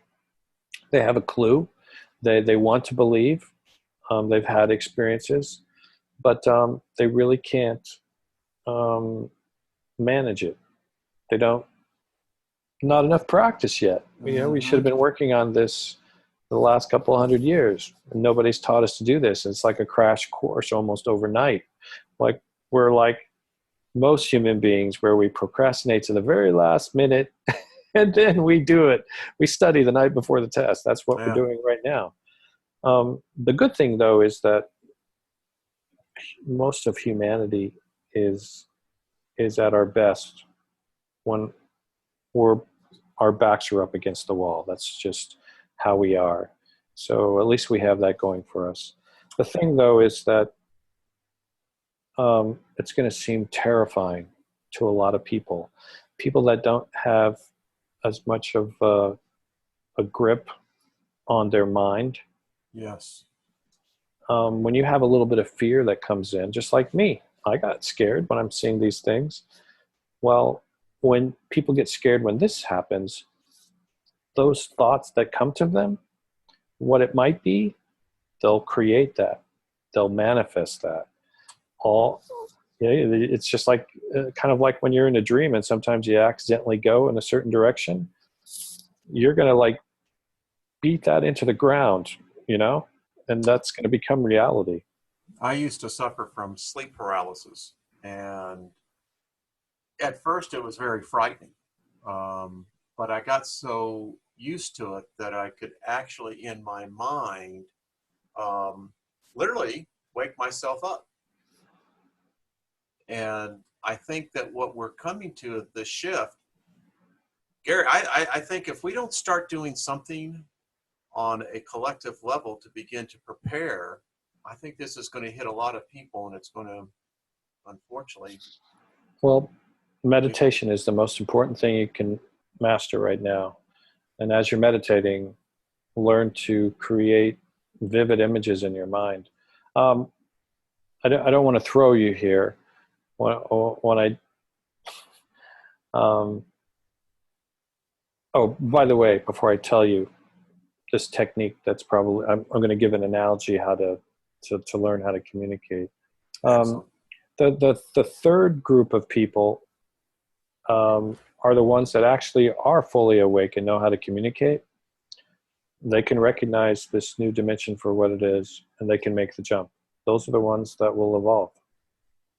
Well, I'm going to That's, be one of those. well, it. I don't want to give the impression that it's a bad thing if you don't No, make this jump, because this Earth continues on. it It's does. just that it does. It It's does. they're not they're not they're not any less of a human being as the other ones. It's just those are the ones that manage to. I got distracted. Yeah, well, it's, you never know. Sometimes it's not a distraction. Maybe they decided to sacrifice themselves so a few can go ahead and evolve early. Because once you have a few that get there, it's just what's going to happen. Um, it's extremely rare. You don't get a situation where you have a new kind of human being. And this is a new human being.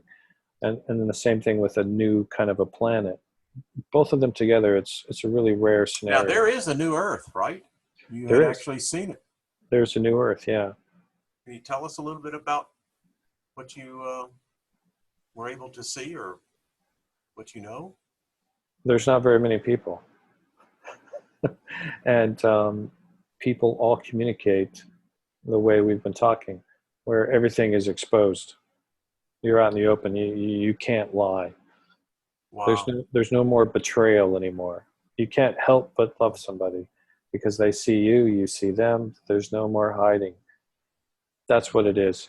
Yeah, basically, this uh, as far as technology and all of those things, I don't think they're needed as much, I was because going to say, yeah. once you learn how to manifest things with your mind, you can create everything that you need. You don't need to create cars and TV sets and things like that. It's a different kind of um, technology, and it's more about evolution of the soul rather than evolution of greed. There's a part in the Emerald Tablets that Thorth is, as he's going through, that he actually, in his traveling through the different dimensions, he actually said that there were a race of humans that created from the ether. They did not need the the same technology and tools. Whatever they needed was created from the abundance that was already there. Yeah, that's what it's going to be like. Well, I'd like to see that. So you are going to give us, and I guess we need to wrap this up. So what can we give to the people here to give them the encouragement and some tools to start preparing? I'll I'll do my best to give a short and sweet answer. Okay. There are three times in every human being's life where their energy, their vibration is the strongest.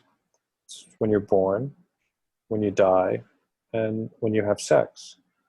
Um, Sex, the reason I'm using this is probably the one moment where everyone, well, not everyone, but a large percentage of us put forth a little bit of effort to Mm-hmm. fantasize or use their mind. Um, it's just the trouble with most of us is we're all thinking of some crazy um, sexual experience when we're with a woman. Um, that moment when you climax, when you actually have an orgasm, is such a powerful moment. It really is a true moment of creation. If you were to actually, in that instance, think of something other than a sexual thought, like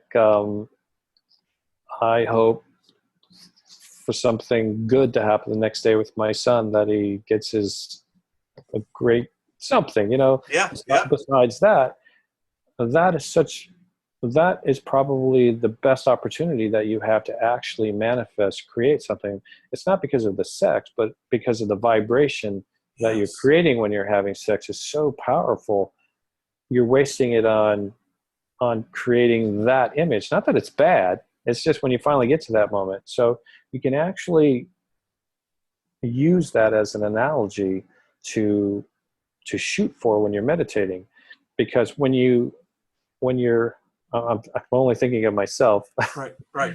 Well, when you're fantasizing, it's kind of like a dance when you're making love with somebody, and with a lot of people, at least with me. When you're making love with them, you're kind of like fantasizing together. Sometimes some people actually communicate, and you go like, you think of something, and you kind of like the little give and take, lead and follow kind of a thing, until you finally build towards that moment, which is a beautiful thing with some couples. Yes. But you can actually use that same technique when you're by yourself meditating. Not that it needs to be a sexual thing, but the energy that is behind it when you are making love is so much stronger. If you can use that same technique for when you're meditating to use your imagination, that's the thing. When you're making love, you're actually thinking of that thing, right? A Yes. lot better than you are just in a day-to-day situation, right? Yes. Because you're actually feeling it. It's almost a physical thought when you're making love. Whereas during the day, if I were to ask you, okay, imagine driving in the car and going to the grocery store and buying some stuff. Well, you'll probably, okay, I can see the car. Yeah. I'm in the grocery store, grabbed the checkout. Okay, I did it. I saw it. But when you're thinking about it sexually, you're actually feeling it, man. Yeah, you Right? are. You Yeah. feel it all the way up and down. So Yep. that's what I'm trying to pass on, is when you think of something, when you're trying to manifest a new earth or a new life, this is the way you need to do it. Nothing happens unless you actually feel it. So when Einstein says imagination is more important than knowledge, this is what he's trying to say, because he understood it, but on a physical level, a quantum level, he is thinking about it. But it's, unless you've experienced it, it's almost impossible to explain it to somebody else, right? Yes. So that's what he means by using your imagination. You have to learn to make your thoughts almost physical in nature, meaning Wow. meaning when you think of something that you really think is important in your life, like you want the job or you want to have a better house, whatever it may be, you have to really think of it so it's physical, that you can feel it, taste it, smell it. You want it to be as sophisticated as possible. That's what you focus on. And getting a certain, women are naturally much more better than this, because they live and breathe with their emotions all day long, not like Yeah. a man.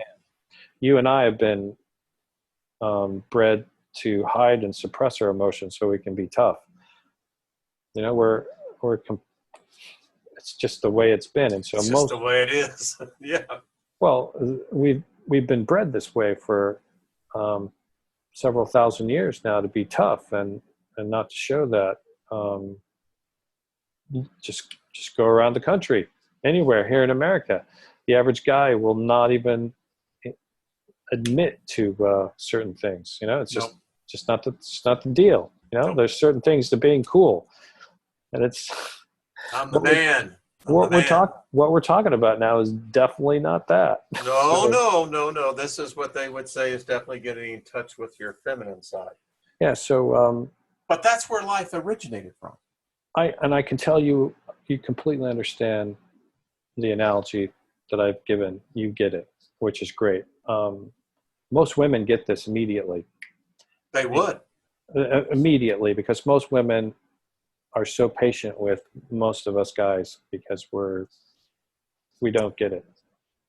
As I've learned, what what women can do, the fact that they can give birth, Mhm. us men, I mean, that puts us so far down on the evolutionary ladder. It I does. say, I mean, you really got to run fast just to catch up. And it's something I've learned, Gary, later in my life now, is the appreciation that Earth is alive. It is a personality as a she. All the ancient documents I read from it, and as I read more and more, it's where life originates from, and it's where life goes back to. Yeah, I could get into it deeper with you, but I Yeah. don't want to scare the audience. Well, Um, there's so Oh, much more. This is all, I know you got to go. This is all so 20 years for me, by the way. could I invite you back? Sure.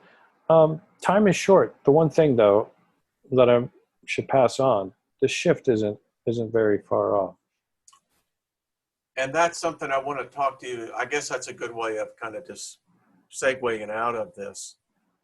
I'm not a person that believes in dates. I told this to a group of people yesterday. They asked me this question. They said, well, if you think something's happening, how soon do you think it's going to happen? And all I could tell them is this. I said, I think it's already happening. I'm just trying to figure out what part of the process we're in. You're absolutely right. It has already happened. Once you're aware of all these multiple timelines and you could see them, it has taken place already. And it's going to happen again. It's going to happen again, but um, just what we've been discussing, we all have the power to affect it and change it. It's just up to us. Well, you have given me such hope. And I told you I did a video that the revealing is upon us, and it was based upon your book. Well, I appreciate that. Thank you so much for saying that. Well, it gave me such hope. And Gary, I can tell you this, all the comments were virtually all of the same spirit. It was hope. People were seeing that this is not doom and gloom. Listen, we may have some rough times ahead of us, but if we individually and collectively, as a species, as humanity, onto thought, I think we can make this transition unlike anyone that's been in the past. We can.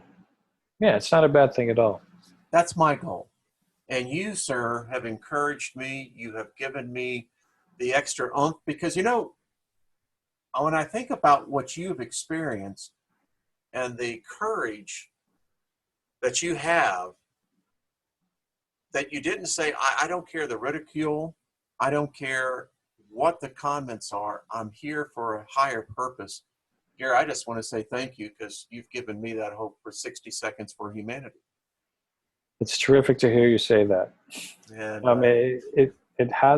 it's not an easy thing to let go and just let the video go up, for example, and do interviews like this. But you've given mankind a great gift, my friend. And if I can hug you, I just give you a big man hug and just say thank you. We need more people that have your same. I can see it. When I read your words, you can hear your compassion for humanity. It's palatable. It is. Yeah. And I just want to let you know, you always have a place here. I would like to get into the next time we get together, what you were actually told and what you now see, what your life has done since then. I imagine it's been through a few changes, hasn't it? It's been an interesting year. Well, it's been an interesting year. Amen. Well, again, Gary, thank you. My guest has been, again, Gary Purviance. Thank you again. It was terrific. Do you have anything that people would like to do your book? I have been pushing it. I can tell you it's on Amazon Prime, and if you're a Kindle Prime customer, it's free. Yeah, it's on Amazon and iTunes, or if you're not big on those platforms, you can also download the PDF. And you have a retreat coming up, right? That people could potentially, if they want to go to. We do. Okay, I'm going to pull that up right there. I met a woman that this basically was. Here it is. That's what we're really about is the retreat. We thought it would be a good idea to to bring in some other influencers and give this message to them so they could pass it on to their followers. So we were looking at more of a week-long kind of, I'm big on vacations. So we thought Diana, my partner, Diana Osborg she's been doing these retreats for a long time. So she likes this particular place in Sedona, Arizona. And so we thought we'd put an event together and show these people how to. Our big thing, as I said into this, I think there are so many retreats and conferences and books and people getting up and talking about their experiences. And I thought, if remembering what it was like to be in those shoes where you're really craving to have some sort of real experience, I thought we'd bring in people that know how to have the experience where you can almost have that confirmation that there's something there right there at the retreat, and then go home and duplicate it rather than a lot of people talking and sitting there. That's what I'm thinking. I'm looking to actually, with my wife and I, go, because I think this would be an opportunity for us to make the investment of learning and then being able to teach others. Yeah. Yeah. And that's why I'm looking for it. So I'm going to leave the links. I encourage those who can make it to go. Is there a cutoff on the registration on this? I think it's sometime in September. Okay. All right. So I'll get it pointed out here for everyone on my channel, and we'll certainly pass the word around as well, Gary. It was really great meeting you. It was a pleasure. I enjoy talking with you. You're a great guy. Well, I am honored, sir. And God, we're going to meet each other. I'm going to tell you, and I'm going to give you a hug, man. That's just the way I am. It's like, I can give the handshake, but, hey. I'll come out to Colorado. You do that, my friend. All right, folks. This has been, I'm going to get us right back to where we can see each other again. And again, thank you, Gary. Everyone, remember, be kind to one another, and it always helps with a good thought. Thank you, Gary. Take care. All right. Bye-bye.